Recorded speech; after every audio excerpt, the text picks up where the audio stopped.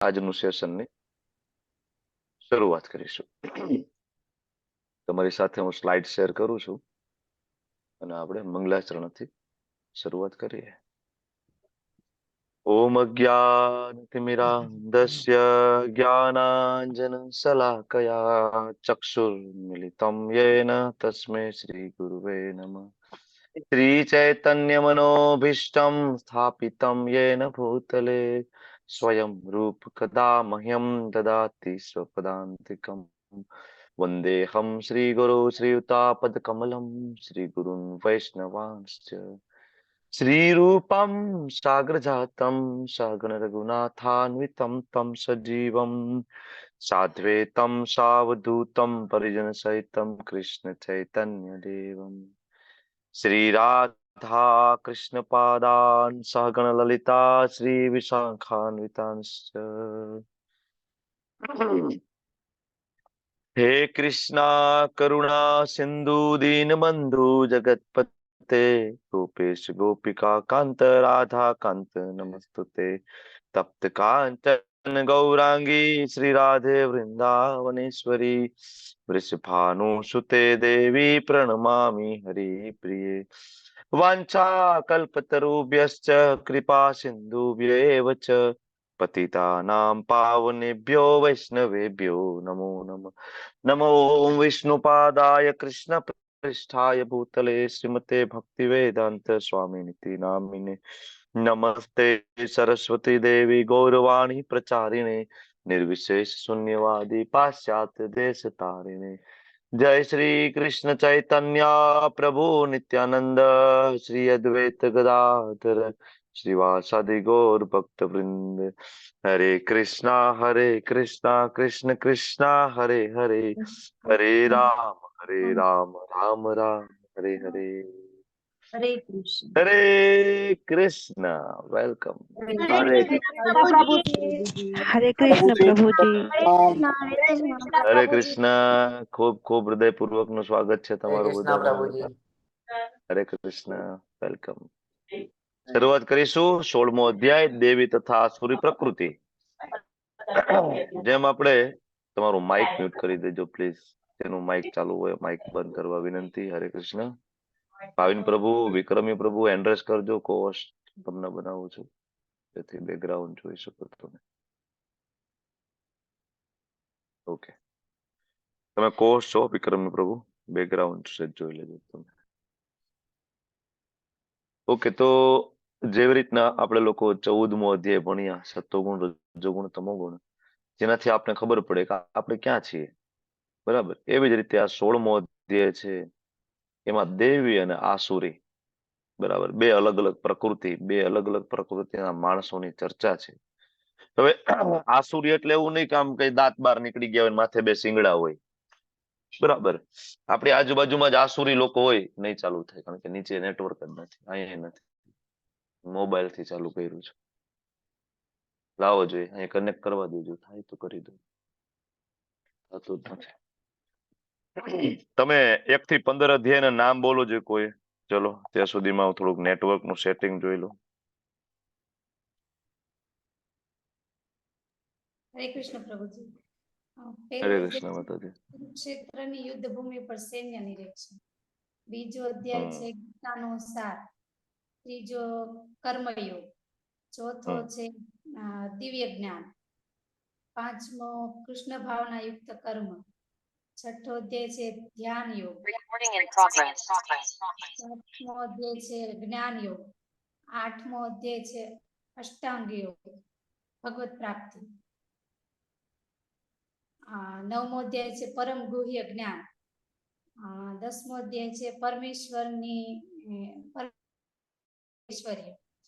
11મો અધ્યાય છે વિરાટ રૂપ દર્શન. 12મો અધ્યાય ભક્તિ યોગ. 13મો અધ્યાય પ્રકૃતિ પુરુષ અને ચેતના. 14મો અધ્યાય છે સત્વગુણ રજોગુણ તમોગુણ. 15મો પુરુષોત્તમ યોગ. 16મો દેવી આસુરી સંહિતા. શ્રદ્ધા થઈને 18મો મોક્ષ. હરી બોલ. ખૂબ સરસ, થેન્ક યુ માતાજી. મારો અવાજ ક્લિયર છે વિક્રમી પ્રભુ? આગળ વધો. પ્રભુજી બરાબર પરફેક્ટ છે. યસ, થેન્ક યુ પ્રભુ. દેવી તથા આસુરી પ્રકૃતિ. થેન્ક યુ ઉર્મિલા સાધુ માતાજી, ખૂબ સરસ. આપણને 18 અધ્યાય આવડવા જોઈએ નામ, અને 18 અધ્યાયની અંદર થોડી થોડી ડિટેલ આપણને આવડવી જોઈએ કે આ અધ્યાયની અંદર આ આવે. એકા બીજા અધ્યાયનું કનેક્શન પણ આવડવું જોઈએ. બીજા અધ્યાયનું કનેક્શન પેલા અધ્યાય શું છે, ત્રીજાનું બીજા સાથે શું છે, આ રીતના કનેક્શન ખ્યાલ હોવો જોઈએ આપણને. બરાબર. તો આનો જે ભાવાર્થ છે ખૂબ ધ્યાનપૂર્વક વાંચવું. આ જે અધ્યાય છે દેવી આસુરી પ્રકૃતિ, કારણ કે આના 1 થી 3 જે શ્લોક છે ને એની અંદર જ 2 કલાક ચર્ચા કરી શકાય એમ છે, 1 થી 3 શ્લોકની અંદર જ.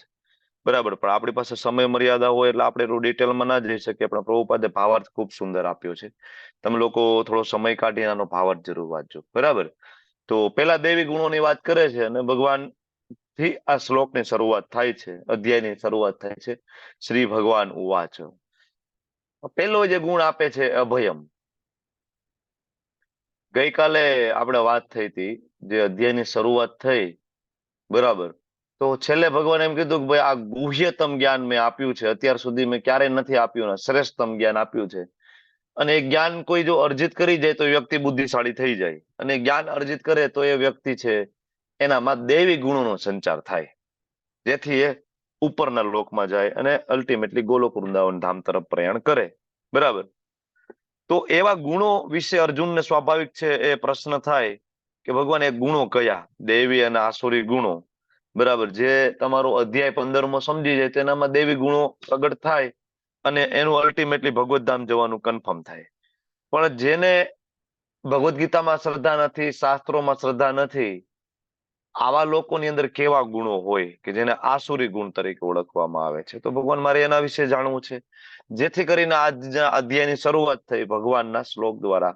અને ભગવાને પહેલો દૈવી ગુણની અંદર જે પહેલી ક્વોલિટી આપી એનું નામ અભયમ. અભયમ એટલે નિર્ભયતા. આગળ તમે જોવો ને તો ઘણી બધી જગ્યાએ આ દૈવી ગુણની ચર્ચા થઈ છે. તમે ધ્યાનપૂર્વક નોટ કર્યું હોય તો આપણે જ્ઞાન યોગના ચેપ્ટરની શરૂઆત કરી કયા અધ્યાયથી? જ્ઞાન યોગના ચેપ્ટર કયા અધ્યાયથી શરૂઆત થઈ? 11માં, 10માં? જ્ઞાન યોગ ક્યાંથી શરૂઆત થયો? 13મા અધ્યાયથી. 13મા અધ્યાયની અંદર 8 થી લઈને 12 શ્લોક, બરાબર, જેમાં ભગવાન જ્ઞાનની પરિભાષા આપે છે, ત્યાં પણ આ દૈવી ગુણોની ચર્ચા થઈ. 12મા અધ્યાયની અંદર ભગવાને કહ્યું કે આવો ભક્ત મને બહુ પ્રિય છે, તો ત્યાં પણ દેવી ગુણની ચર્ચા થઈ 12મા અધ્યાયમાં. 13મા અધ્યાયમાં થઈ. 14મા અધ્યાયમાં જે સત્વગુણી લોકોની જે ભગવાન ચર્ચા કરે છે અને એ ગુણની વાત કરે છે, ત્યાં પણ ચર્ચા થઈ. બરાબર. 14મા અધ્યાયમાં પણ. અને આજે 16મા અધ્યાયમાં ભગવાન ફરીથી થોડા ડિટેલમાં જાય છે દેવી, અને ખાસ તો આસુરી ગુણોમાં વધારે ડિટેલમાં જશે. તો દેવી ગુણમાં પહેલો ગુણ છે નિર્ભયતા, અભયમ. અભયમ એટલે સંપૂર્ણ આધાર ભગવાન ઉપર, કોઈ પણ પ્રકારનો ભય નહીં. આગળ એક શ્લોક આવ્યો હતો, કોઈ વ્યક્તિ ભગવાન માટે થોડુંક પણ કંઈક કરે તો ભગવાન કે હું એને મહાન ભયમાંથી રક્ષણ આપું છું. કયા શ્લોકમાં આવું ભગવાને ગેરંટી આપી? સ્વલ્પમપ્યસ્ય ધર્મસ્ય ત્રાયતે મહતો ભયાત. મહાન ભયમાંથી રક્ષણ આપું. બીજા અધ્યાયના 40મા શ્લોકમાં આ વાત થઈ હતી આપણે. બરાબર. તો આ અભયમ નામના દૈવી ગુણ અથવા તો બીજા જે કઈ 20 જેટલા ગુણની ચર્ચા થશે, તો શું કરવાનું? એક એક ગુણની આપણે પ્રેક્ટિસ કરવાની. બરાબર. કે આજે અભયમની પ્રેક્ટિસ કરશું, કાલે આત્મશુદ્ધિની, પરમ દિવસે આધ્યાત્મિક જ્ઞાનનું સંવર્ધન, આવી રીતના કરવાનું છે? તો કે નહીં. કરવાનું શું છે? તો કે ભાઈ મૂળને પકડી લો એટલે બાકીનું બધું એને મેળે મળે. ભગવાને ગઈકાલે પણ આપણને એ વસ્તુ સમજાવી હતું કે વેદેશ સર્વે અહમ એવ વેદ્યો. જે કોઈ કૃષ્ણને જાણી જાય છે તો વેદોને જાણી જાય છે, અને આ બધું અલ્ટિમેટલી જ્ઞાન છે વેદોમાં આપેલું છે. તમે ખાલી કૃષ્ણને જાણો તો બાકીનું બધું જ્ઞાન ભગવાન પોતે પણ જે ચતુશ્લોકી ગીતા આપણને કહી, એમાં ચતુશ્લોકી ગીતાના 3જા શ્લોકમાં ભગવાન એમ કીધું કે દદામી બુદ્ધિ યોગમ, હું મારા ભક્તને બુદ્ધિ યોગ આપું છું. અને હૃદયમાં કૃષ્ણ બેઠા બેઠા એ બુદ્ધિ યોગ આપવાના કારણે આપણા હૃદયમાં એ જ્ઞાન છે પ્રગટ થઈ જાય છે. દદામી બુદ્ધિ યોગમ. તો આ એક એક ગુણની પ્રેક્ટિસ કરવાની જરૂર નથી.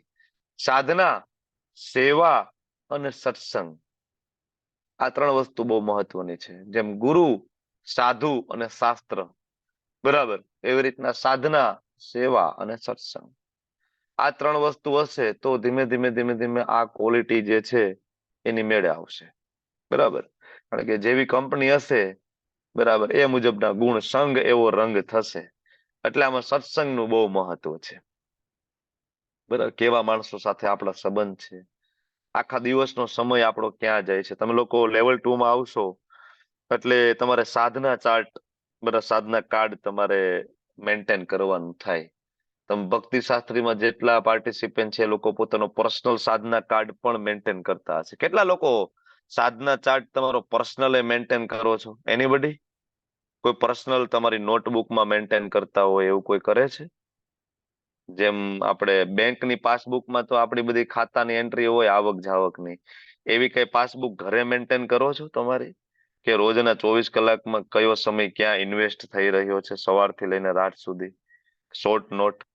યસ, એમાં મોદીજી, ઉર્મિલા સાધુજી, અમરીશનાથ કૃષ્ણ પ્રભુ. ખૂબ સરસ.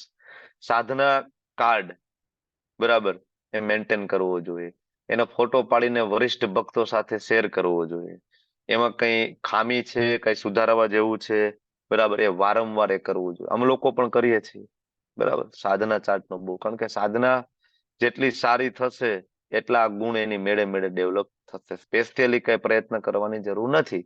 તો અભયમ એટલે કે કોઈનાથી ડર ના હોય આ જગતની અંદર. ક્યારે એવું થાય? તો કે સંપૂર્ણ આધાર જ્યારે કૃષ્ણ ઉપર હોય ને તો આ જગતમાં કોઈનાથી ડર ના લાગે, કારણ કે ખબર છે કે સૌથી ઉપર કૃષ્ણ છે. બરાબર.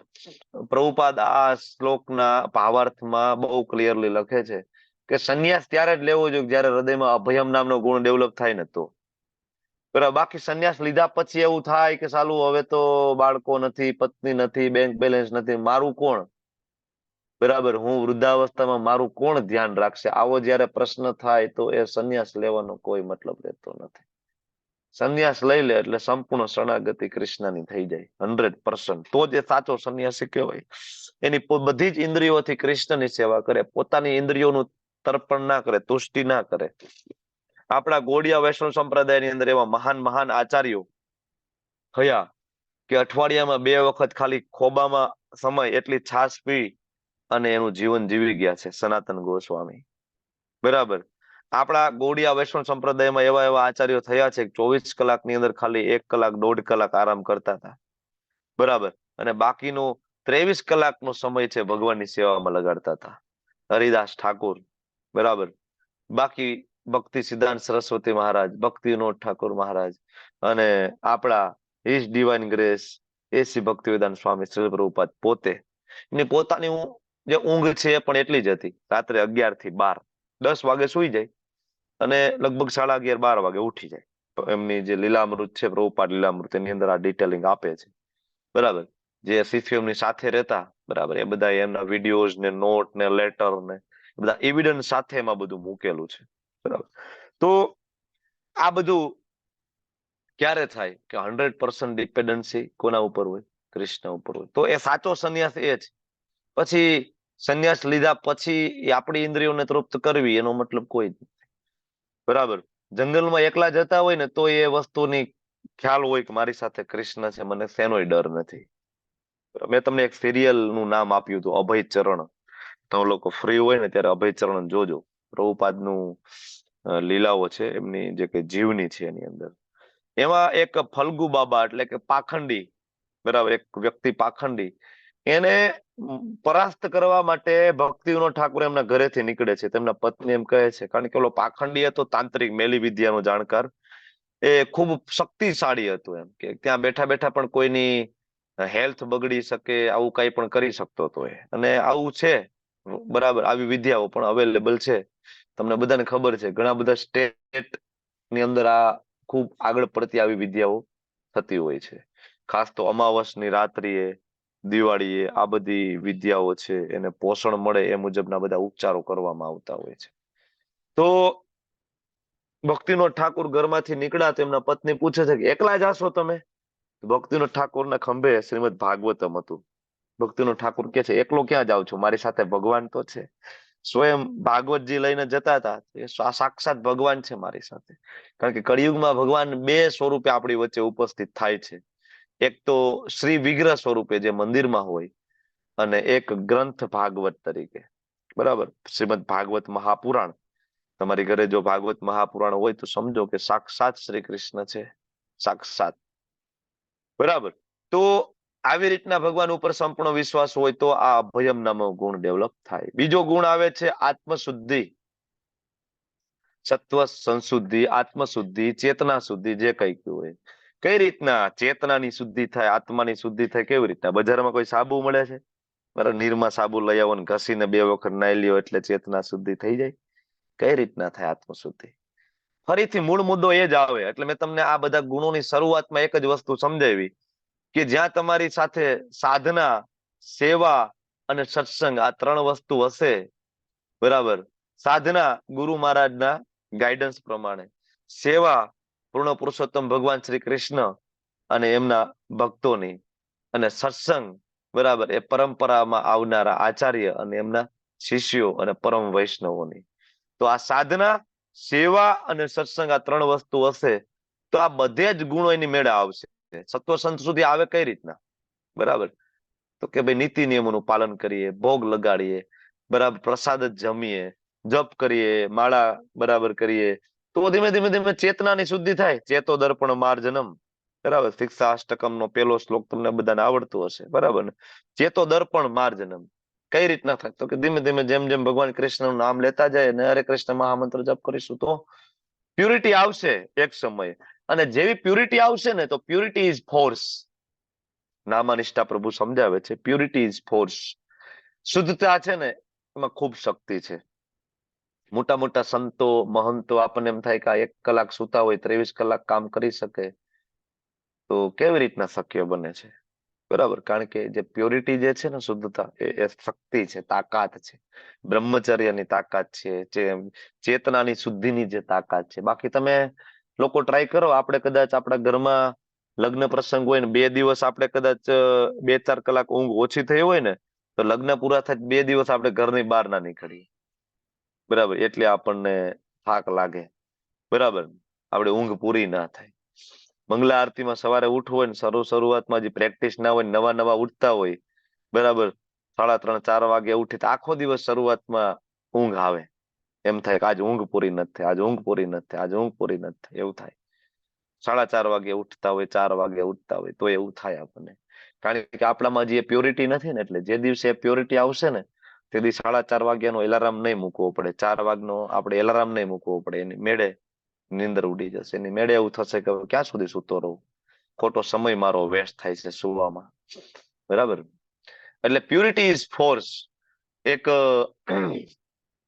આ એક પછી એક બધા ગુણ છે એ ડેવલપ કરવાનો સૌથી સરળ એક રસ્તો છે યાત્રામાં જવું.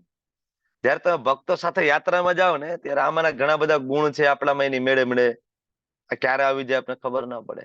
સરસ હમણાં એક યાત્રાનું આયોજન થયું, તમે લોકો બધા સાથે મળીને ડાકોર ગયા હતા અને ખૂબ આનંદ કર્યો હતો, ખૂબ મજા આવી હતી. સરસ મજાનો પ્રસાદની વ્યવસ્થા થઈ હતી.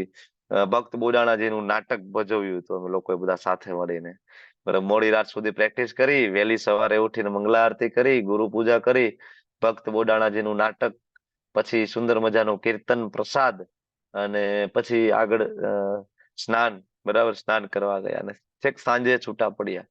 તો ગઈ રાત્રે મોડા મોડા સુતા હતા અને જે તે દિવસે સવારે અર્લી મોર્નિંગ ઉઠી ગયા 3:30 ની આસપાસ. તો લગભગ બધાની જેટલા આવ્યા હતા એ બધાની ઊંઘ લગભગ 3 કલાક 3.5 કલાકની ઊંઘ હતી. છતાં પણ એ સવારના 3:30 વાગ્યાથી લઈ અને સાંજના 8 વાગ્યા સુધી સતત કીર્તન, બરાબર, અને કથા, ચાલીને બધે જવાનું, નદીમાં સ્નાન. પણ કોઈના મોઢા ઉપર એવું નહોતું, કોઈને થાક લાગી ગયો હોય ને કોઈ એવું નહોતું કહેતું કે ભાઈ હવે બસ હવે બહુ થઈ ગયું, બપોર થઈ ગયું છે ને હવે પૂરું કરો ને હવે ઘરે જાય. ઉલટાનું કોઈ જવાનું નામ નહોતું લેતું. બધા વેઇટ કરતા હતા કે આ જાય તો અમે એને સીવ ઓફ કરી દઈએ, આ જાય તો અમે એને સીવ ઓફ કરી દઈએ. એકબીજાને જે ભક્તો જાય બધાને સીવ કરવા માટે દૂર દૂરથી આવેલા હતા. એવું નહોતું ત્યાં આવીને પછી જવાનો જે રસ્તો હતો એ બધાનો 3 કલાકથી લઈને 15 કલાકનો રસ્તો હતો જે આવ્યા હતા.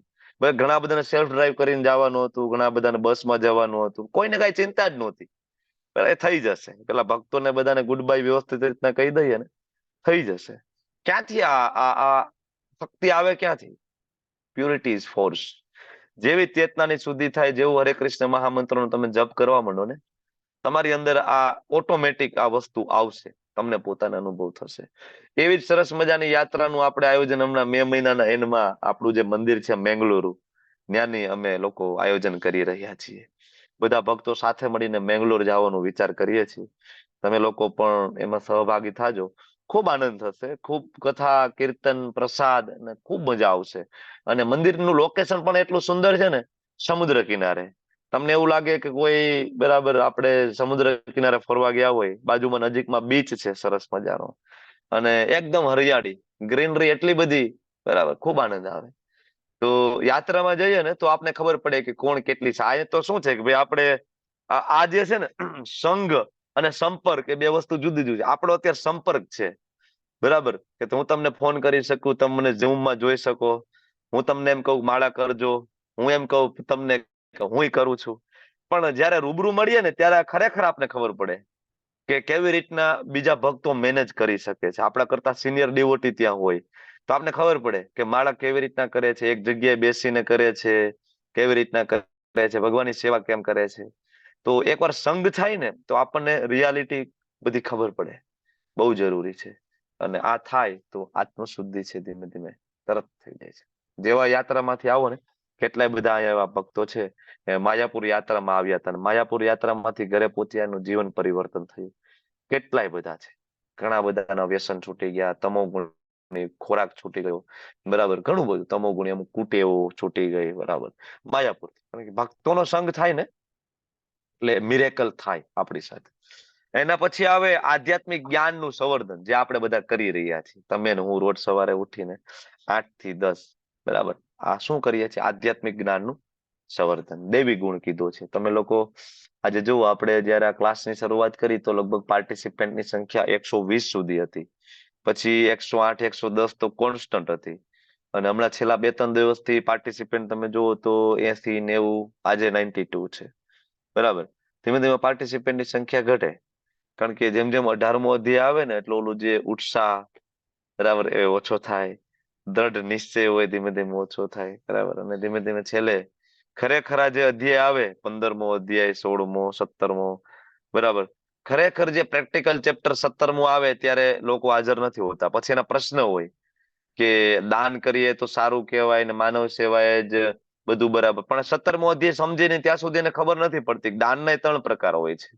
અને દાન કરીને નરકની યોની પ્રાપ્ત થાય ને એ પણ શાસ્ત્રમાં ઉલ્લેખ છે. જરૂરી નથી તમે દાન કરો તો એ કર્મ પુણ્ય વાળું જ થયું. દાન કરીને પણ પાપ થાય. ઘરના પૈસે પાપ કરવાની વાત છે, જો શાસ્ત્ર ના સમજો ને તો. હાથે કરીને પાપ કરવાનું, ઇન્વેસ્ટ કરીને પાપ કરવાની વાત છે.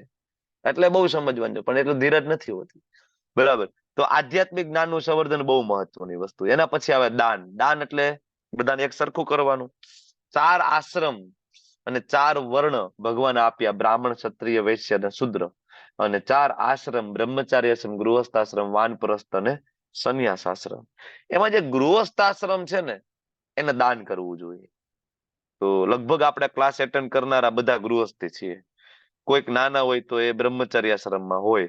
બાકી લગભગ 99% આપણે બધા ગૃહસ્થ આશ્રમમાં જીવીએ છીએ. તો ગૃહસ્થ આશ્રમમાં હોય એને દાન કરવું જોઈએ, શાસ્ત્ર એવું કહે છે.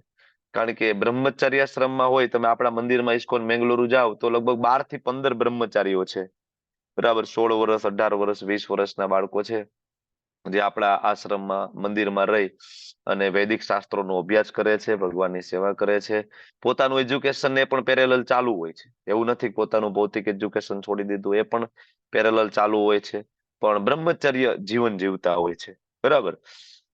તો એની પાસે તો મની હોય નહીં, બરાબર. ઘણા બધાએ તો 100% બ્રહ્મચર્ય મતલબ ભૌતિક એજ્યુકેશન છોડીને, ઘર છોડીને મંદિરમાં આવી ગયા હોય. કારણ કે એટલી બધી હૃદયમાં અભયમ નામનો ગુણ ડેવલપ થઈ ગયો હોય કે ના, હવે કૃષ્ણના શરણાગત થઈ જવું છે, બધું છોડીને મંદિરમાં હોય. તેની પાસે પૈસા ના હોય ને, તો એનું ભરણ પોષણ કરવું એ ગૃહસ્થોની જવાબદારી છે.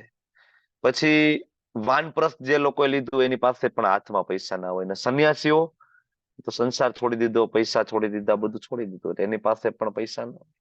તો આ બધા લોકો નું ભરણ પોષણ કરવું અને એની આધ્યાત્મિક ઉન્નતિ માટે જે કંઈ સગવડની જરૂર પડે એ સગવડ કરવી, એ ગૃહસ્થાશ્રમમાં રહેલા જીવો, મતલબ મનુષ્યો, આપણે બધાની ફરજ છે, આવું શાસ્ત્ર કહે છે, હું નથી કહેતો. એટલે જ એને ગૃહસ્થ આશ્રમ કીધું છે. જે ગૃહસ્થ આશ્રમ એટલે પતિ પત્ની બંને ભેગા મળી અને પોતાની બંનેની આધ્યાત્મિક પ્રગતિ સાથે બાકીના 3 આશ્રમનું ધ્યાન રાખીને ચાલે એને કહેવાય ગૃહસ્થ આશ્રમ. બરાબર. બાકી આવું ના કરે ને ખાલી પોતાનું જ વિચારે ને ખાલી મજા મજા ખાવું પીવું ને મજા કરીએ ફરવા જાય ને બસ હું તને ભોગવું ને તું મને ભોગવ, તો એને કહેવાય ગૃહ મેધી. શબ્દ છે ગૃહસ્થ આશ્રમ અને ગૃહ મેધી. ગૃહ મેધી કહેવાય. એટલે તમે જો ગૃહ મેધી બનવું છે કે ગૃહસ્થ આશ્રમમાં આગળ વધવું છે, આની પહેલા પણ મેં તમને કહ્યું હતું કે દાન કરવું બહુ જરૂરી છે. દાન કરવાથી ધન પવિત્ર થાય, શુદ્ધ થાય. તમે ને હું કોઈ પણ કાળે ધન એકત્ર કરતા હોય પણ એમની અંદર પાપનો ભાગ રહેલો હોય છે, કઈ ને કઈ. કારણ કે એક પણ પ્રવૃત્તિ આ જગતમાં એવી નથી જે પાપથી પ્રભાવિત ના હોય, કઈ પણ. બરાબર. કોઈ વેજીટેરિયન હોય કે નોન વેજીટેરિયન હોય, સેમ પાપ લાગે છે. નોનવેજ ખાવ કે વેજ ખાવ, સેમ. બરાબર. તો પાપથી પ્રભાવિત છે બધી જ વસ્તુ. એમાં ખાસ તો ધન, આપણું કળિયુગની અંદર ધન છે હંમેશા પાપથી પ્રભાવિત રહે. તો નાનામાં નાનું કંઈક દાન કરવાની જરૂરથી ટેવ પાડવી. ખાસ તો અત્યારે આ દિવસો ચાલે છે, ખૂબ પવિત્ર દિવસ ચાલે છે. ગઈકાલે એકાદશી હતી, આજે વરાહ દ્વાદશી છે. ભગવાન વરાહદેવનું આજે પ્રાગટ્ય થયું હતું. ખબર છે ને ભગવાન વરાહદેવ કયા સ્વરૂપે પ્રગટ થયા હતા, કારણ શું હતું? કોને ખબર છે? ભગવાન વરાહદેવનું અવતરિત થવાનું યોજના શું હતી? બોલો બોલો બોલો. પૃથ્વીને બચાવવાની હતી પ્રભુજી. ક્યાં જતી રહી હતી પૃથ્વીને?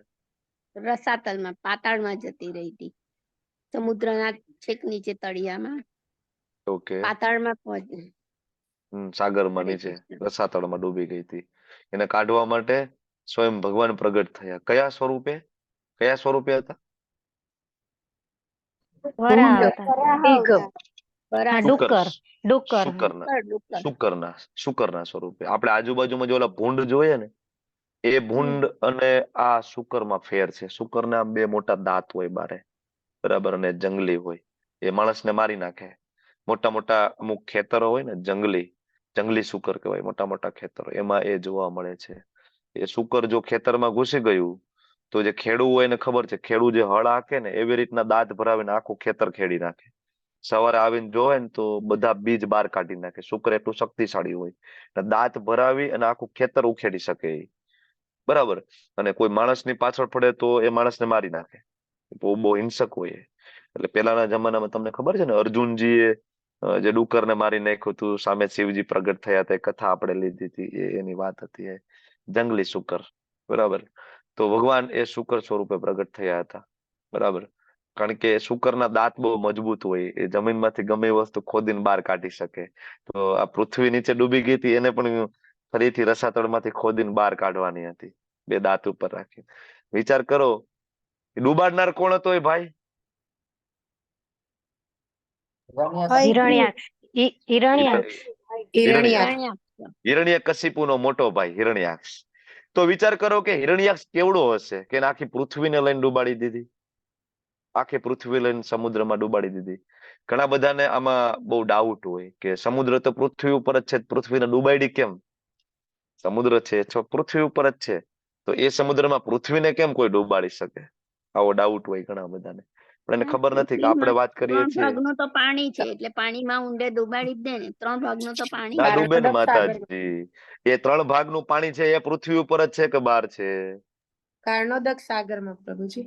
એ વસ્તુ જ જુદી છે. આખો સમુદ્ર જ જુદો છે. પૃથ્વી ઉપરનો સમુદ્ર જ નથી. આ ગ્રહની જ વાત નથી ને. બરાબર. આ પૃથ્વી ઉપરનો સમુદ્ર તો એની સામે ખોબા ચુલ્લુભર પાણી છે, ખોબા જેટલું પાણી છે. બરાબર. એ સમુદ્રની સામે આપણી પૃથ્વી છે એ નાનો રાઈનો દાણા સમાન છે. એ સમુદ્રની અંદર ડૂબાડી છે. આજે ગૂગલ કરીને જોવો તો સાયન્ટિસ્ટોએ એવો જળનો સ્ત્રોતની શોધ કરી છે. હબલ ટેલિસ્કોપ થી એ લોકો એવું જોઈ રહ્યા છે કે પૃથ્વી સિવાય એક એવો અગાધ સમુદ્ર છે જે પૃથ્વી કરતા 10,000 ગણો મોટો છે. પૃથ્વીની સાઈઝ કરતા 10,000 ગણો મોટો સમુદ્ર છે આ ગેલેક્સીમાં. એવો જળનો સ્ત્રોત છે એવું સાયન્ટિસ્ટો હવે સ્વીકારતા થયા છે. અત્યાર સુધી આ તમને જે પ્રશ્ન હતો એવો પ્રશ્ન એને હતો કે હિરણ્યાક્ષે પૃથ્વીના જ પાણીમાં કોઈ કેમ ડૂબાડી શકે? પણ એ પાણી પૃથ્વીનું નહોતું. આખી પૃથ્વીના સમુદ્ર સાથે અગાધ સમુદ્રની અંદર ડુબાડી દીધું. તો સમુદ્ર જ બીજો, જગ્યા બીજી, લોકેશન જુદું. બરાબર. તો ભગવાન સ્વયં પ્રગટ થયા ત્યારે. તો આપણે બધાએ આવા પવિત્ર દિવસો, હવે આવતીકાલે નિત્યાનંદ ત્રયોદશી આવશે, ભગવાન નિત્યાનંદ પ્રગટ થશે, તો આવા પવિત્ર દિવસોનો ખાસ ઉપયોગ કરીને નાનું નાનું દાન કરવું જોઈએ. બરાબર.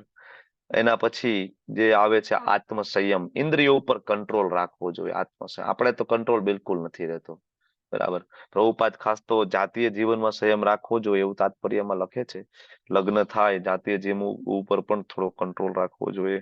ખાલી ભોગવવા ઉપર જ ખાલી કોન્સન્ટ્રેશન નહીં રાખતા આધ્યાત્મિક પ્રગતિ કેમ થાય એનો પણ વિચાર કરવો જોઈએ.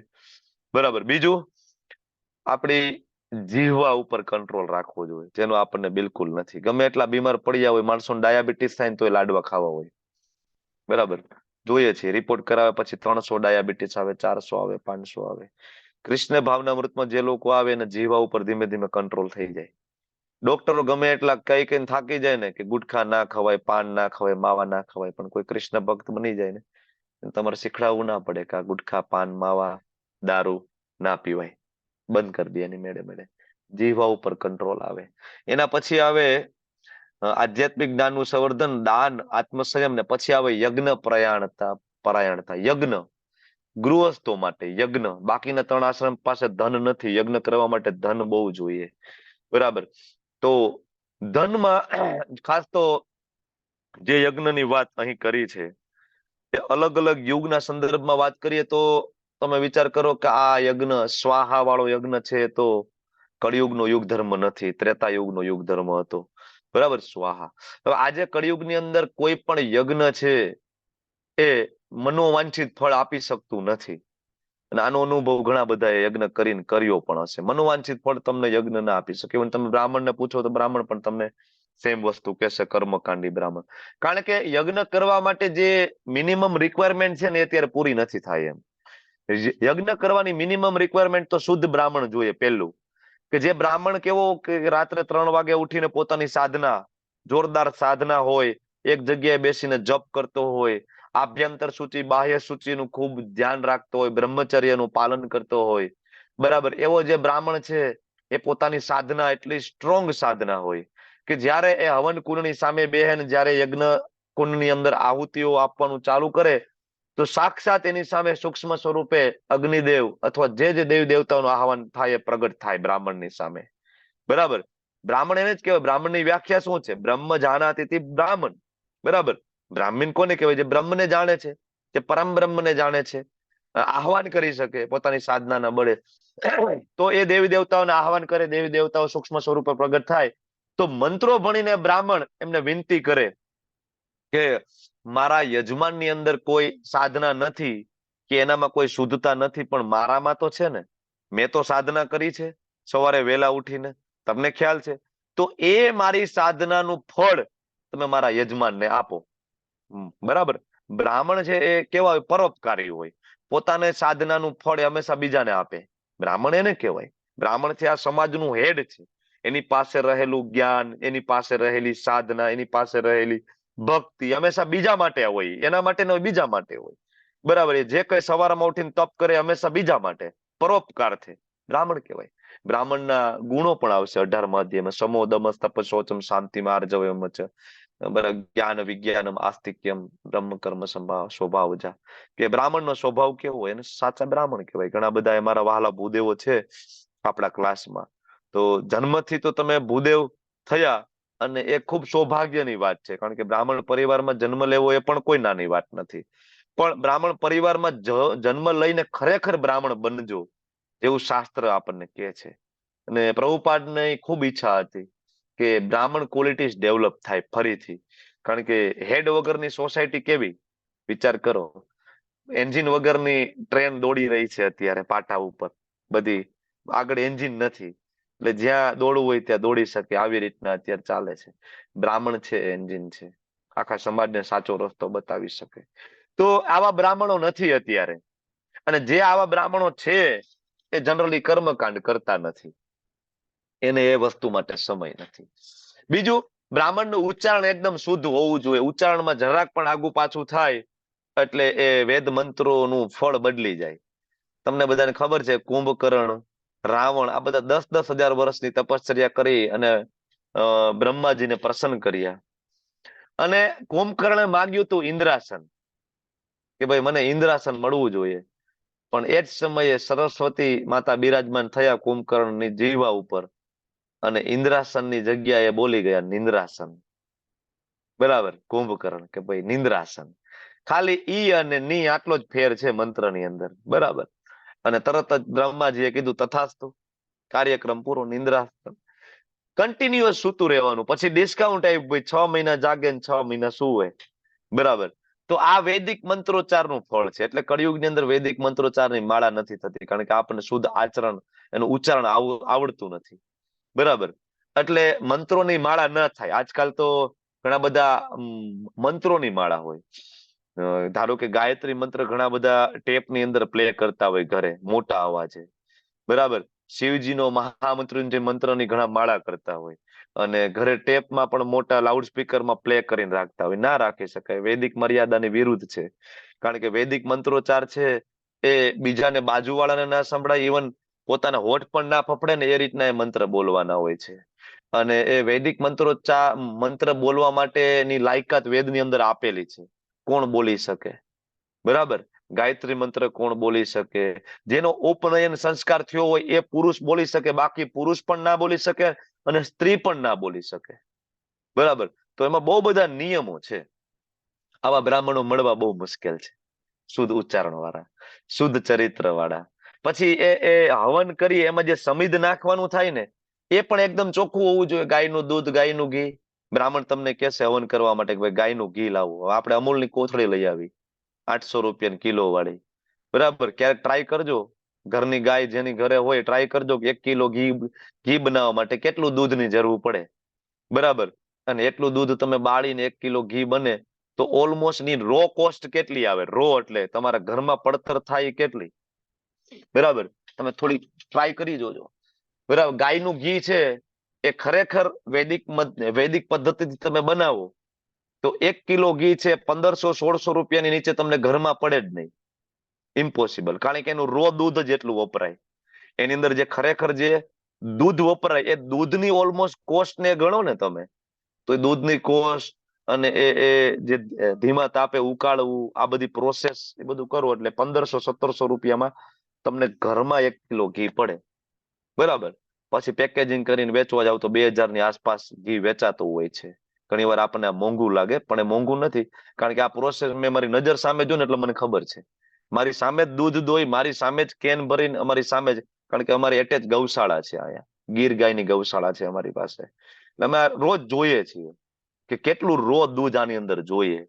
એટલે એ દૂધ ધેટ ઇઝ ઇમ્પોસિબલ કે ગાયનું ઘી તમને કોઈ 500, 800, 800, 900, 1000 જો કિલોના ભાવે મળતું હોય તો સમજો કે ઘી નથી. હવે એવા ઘી દ્વારા આપણે હવન કરતા હોઈએ, યજ્ઞ કુંડમાં આહુતિ નાખો, દેવતાઓ એ પીતા નથી. દેવતાઓને એ ઘી પહોંચતું નથી. ધેટ ઇઝ ઇમ્પોસિબલ, શક્ય જ નથી. તો એટલે યજ્ઞનું ફળ નથી મળતું. બીજું શુદ્ધ જગ્યા જોઈએ યજ્ઞ કરવા માટે, પવિત્ર જગ્યા જોઈએ. હવે એ તમે ઘરમાં યજ્ઞ કરતા હોય તો તમારા ઘરમાં ટોયલેટ બાથરૂમ તો આપણે ઘરમાં જ બનાવીને બેઠા છીએ. બરાબર. સ્નાન કરવા જાય તો અત્યારે તો એટેચ ટોયલેટ બાથરૂમ છે. ટોયલેટ કરવા જાય ત્યારે જે હાથે દરવાજો પકડીને ખોલીને અંદર જાય એ જ હાથે પકડીને ખોલીને સ્નાન કરતી વખતે જાય અને સ્નાન કરીને બહાર નીકળીએ ત્યારે. પેલાના સમયમાં યજ્ઞ થતા ઘરમાં ટોયલેટ બાથરૂમ નહોતા. બધું એ બધી વ્યવસ્થા બહાર થતી. બરાબર. સ્નાન કરવા માણસો નદીએ જતા અને નદીએ સ્નાન કરી અને ભીના કપડે ઘરે પાછા આવતા. બરાબર. અને જે કઈ વિધિઓ થાય એ એમને ભીના કપડે આવી અને સીધા બેસીને વિધિ થતી. આજે પણ તમે સાઉથના ઘણા બધા મંદિર છે, સાઉથના મંદિરમાં તમે જાઓ તો ત્યાં એવી વ્યવસ્થા છે. બરાબર. કે તમને બહાર જ સ્નાન કરાવી દે, કપડા પહેરેલ કપડે સ્નાન કરી ને પછી ભીના ભીના જ તમારે જવાનું હોય છે. બરાબર. આ બધા નિયમો છે યજ્ઞ કરવા માટેના, વિગ્રહ સેવા માટેના, જે આજે આવા બ્રાહ્મણો મળવા મુશ્કેલ. એટલે સ્વાહા સ્વાહા વાળો યજ્ઞ છે બહુ અઘરો છે. તો કયો યજ્ઞ ફળ આપી શકે અત્યારે? કયો યજ્ઞ ફળ આપી શકે? જપ યજ્ઞ. યજ્ઞા નામ જપ યજ્ઞોસ્મિ. એટલે આ બધા જ યજ્ઞોમાં સૌથી શ્રેષ્ઠ કોઈ યજ્ઞ કીધો હોય કૃષ્ણએ તો એ યજ્ઞા નામ જપ યજ્ઞોસ્મિ છે, કે સૌથી ઉત્કૃષ્ટ ફળ આપી શકે અને કોઈ પણ વ્યક્તિ કરી શકે, નિર્ધનમાં નિર્ધન બરાબર વ્યક્તિ કરી શકે. બાળક બોલતા શીખે ત્યારથી યજ્ઞ કરી શકે છે આરામથી. કોઈ આયુ મર્યાદાની જરૂર નથી, કોઈ શુદ્ધતાની જરૂર નથી, કોઈ જગ્યા, લોકેશન, સ્થળની સિલેક્શનની જરૂર નથી. સર્વશ્રેષ્ઠ યજ્ઞ કીધો છે. યજ્ઞ નામ જપ યજ્ઞોસ્મિ, જે કળિયુગનો યુગ ધર્મ. તો આ થઈ યજ્ઞ. એના પછી વેદાધ્યયન, સ્વાધ્યાય જે આપણે કરીએ છીએ, બરાબર. આગળ જે હતું જ્ઞાનનું સંવર્ધન અને અહીંયા વેદાધ્યયન છે. ફરક એટલો છે કે ઓલામાં સાંભળીએ આપણે અને અધ્યયન કરીએ તો એમાં થોડું ડિટેલમાં જઈએ, બરાબર. મન લગાવીને વાંચીએ, શ્રવણ કરીએ, મનન કરીએ, નોટ બનાવીએ, નોટ બીજા સાથે શેર કરીએ. આ બહુ મહત્વની વસ્તુ છે. વેદાધ્યયન દેવી ગુણ છે આ, બરાબર. એક એક શબ્દ તું શબ્દ પ્રભુપાદની બુક વાંચો ને, કવર ટુ કવર વાંચવાની, શબ્દ ટુ શબ્દ વાંચવાની. એના પછી તપશ્ચર્યા. તો તપ 3 પ્રકારના: મનનું તપ, વાણીનું તપ અને કર્મનું તપ. મન સંયમમાં રાખવું, વાણીને સંયમમાં રાખવીને કર્મ સંયમમાં રાખીને ભગવાનમાં લગાડવા. ગઈકાલે એકાદશીનું વ્રત હતું, બરાબર. તપશ્ચર્યા આપણે ગઈકાલે કરી. ઘણા બધાની માળાઓ 32, 64, 25 આટલી મિનિમમ માળા હતી તમારા લોકોની, બરાબર. હું જોતો હતો. એના સિવાય તમે ઘણા બધા અત્યારે ગુરુ મહારાજના સારા સ્વાસ્થ્ય માટે પણ તમે લોકો ઘણી સાધના કરો છો. આ બધા ગઈકાલે તમે આટલું સરસ સાધના કરી એટલે આજ સવારની માળા એકદમ તમારી એટેન્ટિવલી થાય, બળ પ્રાપ્ત થાય. બીજું ગઈકાલે અનાજ ના લીધું હોય, બરાબર, પેટે હળવું હોય, આજ સવારે ઉઠવામાં બહુ પ્રોબ્લેમ ના થાય. મંગળા આરતીમાં આપણને સાંજે ફ્રૂટ ને એવું લીધું હોય, બરાબર. અને ગઈકાલે જેવું તમે વાણીનું તપ કર્યું, બોલીને, સાંભળીને, બરાબર, અને શરીરનું તપ થયું ભૂખ્યા રહીને. 2 તપ થયા, શરીરનું ને વાણીનું. એટલે મનનું તપ એની મેળે થાય. ધીમે ધીમે મન એની મેળે લાગે, મન એની પાછળ ચાલે. બાકી કોઈ એમ કે ના ના હું મેડિટેશન કરીને મનને કંટ્રોલ કરી લઉં, મનનું તપ કરું, તો એના માટે તો સ્વયં અર્જુને એવું કીધું હતું કે શક્ય નથી. તમે કહો તો વાયુને કંટ્રોલ કરીએ, બાકી મન કંટ્રોલ નહીં આવે. અર્જુને પોતે 6ઠા અધ્યાયમાં આ વસ્તુ કીધી. આ થઈ તપશ્ચર્યા. અને પછી આવે સાદાઈ, આર્જવમ, સાદાઈ, સરળતા. ડુપ્લિસિટી નહીં, જેવું બારે હોય ને એવું અંદરથી, બરાબર. અહીંથી હું કઈક પ્રવચન આપતો હોય પણ એનું ફોલો હું ના કરતો હોય, તે પ્રવચન મારે ના આપવું જોઈએ, બરાબર. સિમ્પલ વસ્તુ છે. તમે જે કરતા હોય ને એ તમે બીજાને કહો તો બરાબર છે. હું તમને અહીંથી બધાને એમ કહું મંગલા આરતીમાં આવજો ને, હું જ સવારમાં ઉઠીને મંગલા આરતીમાં હાજર ન થતો હોય તો એ મારે સલાહ દેવાનો કોઈ મતલબ નથી, બરાબર. એક દિવસ એક માતાજી એના બાળકને લઈ ગયા અને બાળકને એક એના ગુરુ પાસે લઈ ગયા અને ગુરુને કીધું કે ભાઈ તમે અમારા દીકરાને કહો કે આપણે ડુંગળી ખાય છે આ ખૂબ, બરાબર, તો આ બંધ કરી દે. શાસ્ત્રમાં તો લખ્યું છે ડુંગળી ના ખાવી જોઈએ. તને ગુરુ કે અઠવાડિયા પછી આવજો. અઠવાડિયા પછી ગયા અને પછી એના ગુરુ કે હા, કે તારા મમ્મી કહેતા હતા ડુંગળી ના ખાવી જોઈએ, તમોગુણી ખોરાક છે, શાસ્ત્રમાં નો ઉલ્લેખ છે, અને બંધ કરી દે. એના જે બાળકની માએ પૂછ્યું કે ભાઈ અઠવાડિયા પહેલા આવ્યા ત્યારે તમે કેમ ના કીધું?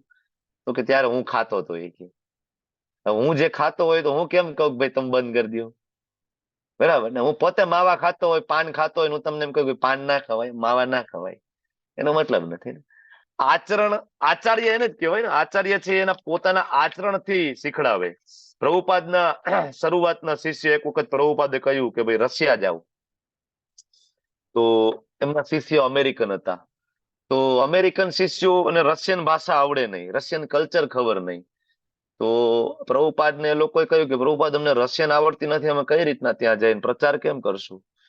ભાષા નથી આવડતી, અમે ત્યાં જઈને બોલશું કેવી રીતના? પ્રભુપાદ કે કઈ ચિંતા કરવાની જરૂર નથી, તમે ત્યાં જાઓ, બરાબર, અને તમે તમારી રીતના આપણા ઇસ્કોનની રીતના ખાલી જીવન જીવો, બરાબર, બાકીનું બધું થઈ જશે. ખરેખર એ લોકો શિષ્ય એવી રીતના ગયા, સવારે 3:30 વાગે ઉઠવું અને એ બધું એમનું થયું કમ્પ્લીટ.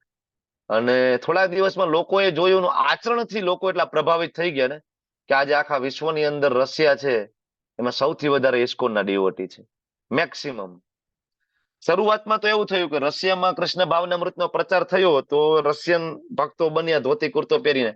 તો રશિયાના લોકોને, રશિયન ગવર્મેન્ટને આ એક અલગ પ્રાણી લાગ્યું કે આ બધું શું કે આવું તો હાથમાં માળા હોય ને બીડબેગ હોય ને આ કઈક કોઈક રોના એજન્ટ તો નથી ને, મતલબ આ કોઈ સ્પાય લાગે છે, જાસૂસ લાગે છે. તો આપણા રશિયન ડિવોટીને પકડીને જેલમાં નાખી દીધા. જજ સાહેબની સામે પેશ કરવામાં આવ્યા, ભાઈ તમે આ બધું શું કરો છો, બરાબર, તમે કેવી રીતના? તો આપણા ડિવોટીએ કીધું દિનચર્યા ડીઓટી કે ભાઈ અમે સવારે 3:30 વાગે ઉઠી જઈએ છીએ, સ્નાન કરીએ છીએ ઠંડા પાણીએ, પછી એક જગ્યાએ પછી મંગળા આરતી કરીએ, એક જગ્યાએ બેસીને 2 કલાક માળા કરીએ, ભાગવત ગીતા ભાગવતમના ક્લાસ હોય, પછી 9 વાગે અમે નીકળી જઈએ અને રાત સુધી પ્રચાર કરીએ, સાંજે આવીએ, સંધ્યા આરતી કરીએ અને સાદું ભોજન જમીએ, ડુંગળી લસણ પાન માવા બીડી તમાકુ દારૂ થમ્સઅપ પેપ્સી સ્પ્રાઇટ ચા કોફી, બરાબર, નોનવેજ ઈંડા માંસ મચ્છી કાંઈ ખાય નહીં, એકદમ સાદું જીવન. જજ સાહેબ કે આને છોડી દેવી, કે આટલું ટોર્ચર તો આપણે જેલમાં નથી કરતા કોઈ નહીં, કે આ તો ઓલરેડી કે આ બરાબર એની રીતના જ આને સિલેક્શન કરી લીધું છે અને છોડી દેવી, કે આટલા સ્ટ્રિક્ટ નિયમ આપણે જેલમાં નથી કે સવારમાં 3:30 વાગે કોઈને ઉઠાડવાનું. જેલમાં બધા 8 વાગે ઉઠે છે, આ લોકો 3:30 વાગે ઉઠે. એટલે એ લોકોને એમ થાય કે આપણને આમાં બહુ તકલીફ પડે છે, પણ આમાં શું આનંદ છે એ લોકોને ખબર ના પડે. સામાન્ય માણસોને ખબર ના પડે. સામાન્ય માણસોને એક દિવસ ચા ના મળે તો આખો દિવસ ચા ચા ચા ચા કરતા હોય. આપણે કીધું ને છોડી દીધી. આપણે એમાં આનંદ છે. સામે કોઈ મૂકી દે ને તપેલું ભરીને તો આપણે સામે નજર ના કરીએ, બરાબર. આર્જવમ જે અંદર હોય એ બહાર આવવું જોઈએ ને. બાકી આચાર્યો આપણને પોતાના આચરણથી શીખડાવે, જેમ પ્રભુપાદના શિષ્યોએ પોતાને આચરણથી આપણને શીખડાવ્યું. મારા ગુરુ મહારાજ હિઝ હોલીનેસ જયપતાકા સ્વામી ગુરુ મહારાજ, એમને ભક્તિ શાસ્ત્રીની ડિગ્રી તો ઘણા સમય પહેલા લઈ લીધી હતી. તમને બધાને ખ્યાલ છે ભક્તિ વેદાંતનું સર્ટિફિકેટ પણ ભક્તિ વૈભવનું સર્ટિફિકેટ ગુરુ મહારાજને હમણાં મળ્યું. પછી ગુરુ મહારાજે ઈચ્છા કરી કે મારે ભક્તિ વૈભવ કરવું છે, ભક્તિ વેદાંત કરવું છે. તો આપણે માયાપુર એજ્યુકેશન બોર્ડમાંથી મહારાજને ઓનરરી ડિગ્રી આપવાનું નક્કી કર્યું. ભાઈ મહારાજને તો આમે બધું આવડે છે, કારણ કે મહારાજે ભાગવતમ અગણિત વખત વાંચ્યું છે, ચૈતન્ય ચરિતામૃત વર્ડ ટુ વર્ડ 108 વખતથી વધારે વાંચ્યું છે આપણા ગુરુ મહારાજે. તો કે ભાઈ તમને આપી દઈએ ઓનરરી, ભક્તિ વેદાંત ને ભક્તિ સાર્વભૌમ બને. ગુરુ મહારાજ કે નહીં, કે મારે ઓનરરી નથી જોતું, કે હું ભણીશ અને હું ભક્તિ વેદાંત એક્ઝામ આપીશ, તમે મારી એક્ઝામ લેજો, તમે મને તમારા પ્રશ્ન મોકલો, બરાબર, ઝૂમ ઉપર એક્ઝામ આપીશ અને એક્ઝામ પાસ થાય પછી તમે મને સર્ટિફિકેટ આપજો, મારે ઓનરરી ડિગ્રી નથી જોતી. ગુરુ મહારાજ નો હમણાં 2 દિવસ પહેલાનો આ મેસેજ તમે લોકોએ વાંચ્યો હોય તો. ગુરુ મહારાજે પોતે કીધું કે નહીં, ઓનરરી ડિગ્રી નહીં.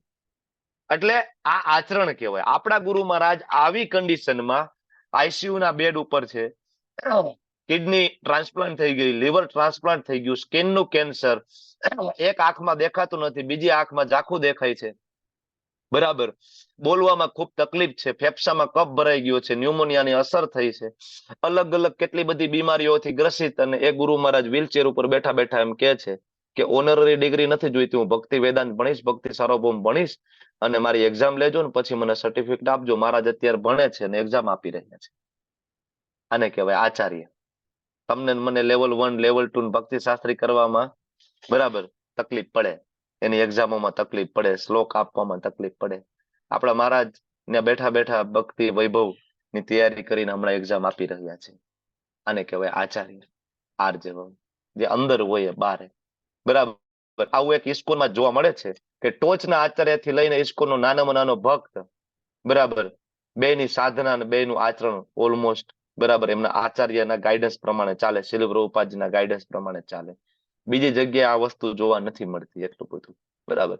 આગળનો ગુણ આવે અહિંસા, એટલે કોઈ નિર્બળ જીવને મારવું નહીં, બરાબર. એક તો આ સાદી વ્યાખ્યા થઈ, અને બીજી વ્યાખ્યા મેં તમને આની પહેલા પણ કીધી હતી કે કોઈ કૃષ્ણ ભક્તિમાં તમે આવી ગયા તો બીજાને ના લઈ આવો, એ પણ એક હિંસા છે, બરાબર.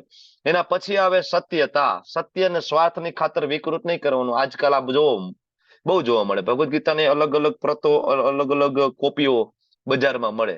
બધાએ પોતપોતાના સ્વાર્થ અનુસાર એમાં કંઈક ને કંઈક લખ્યું છે.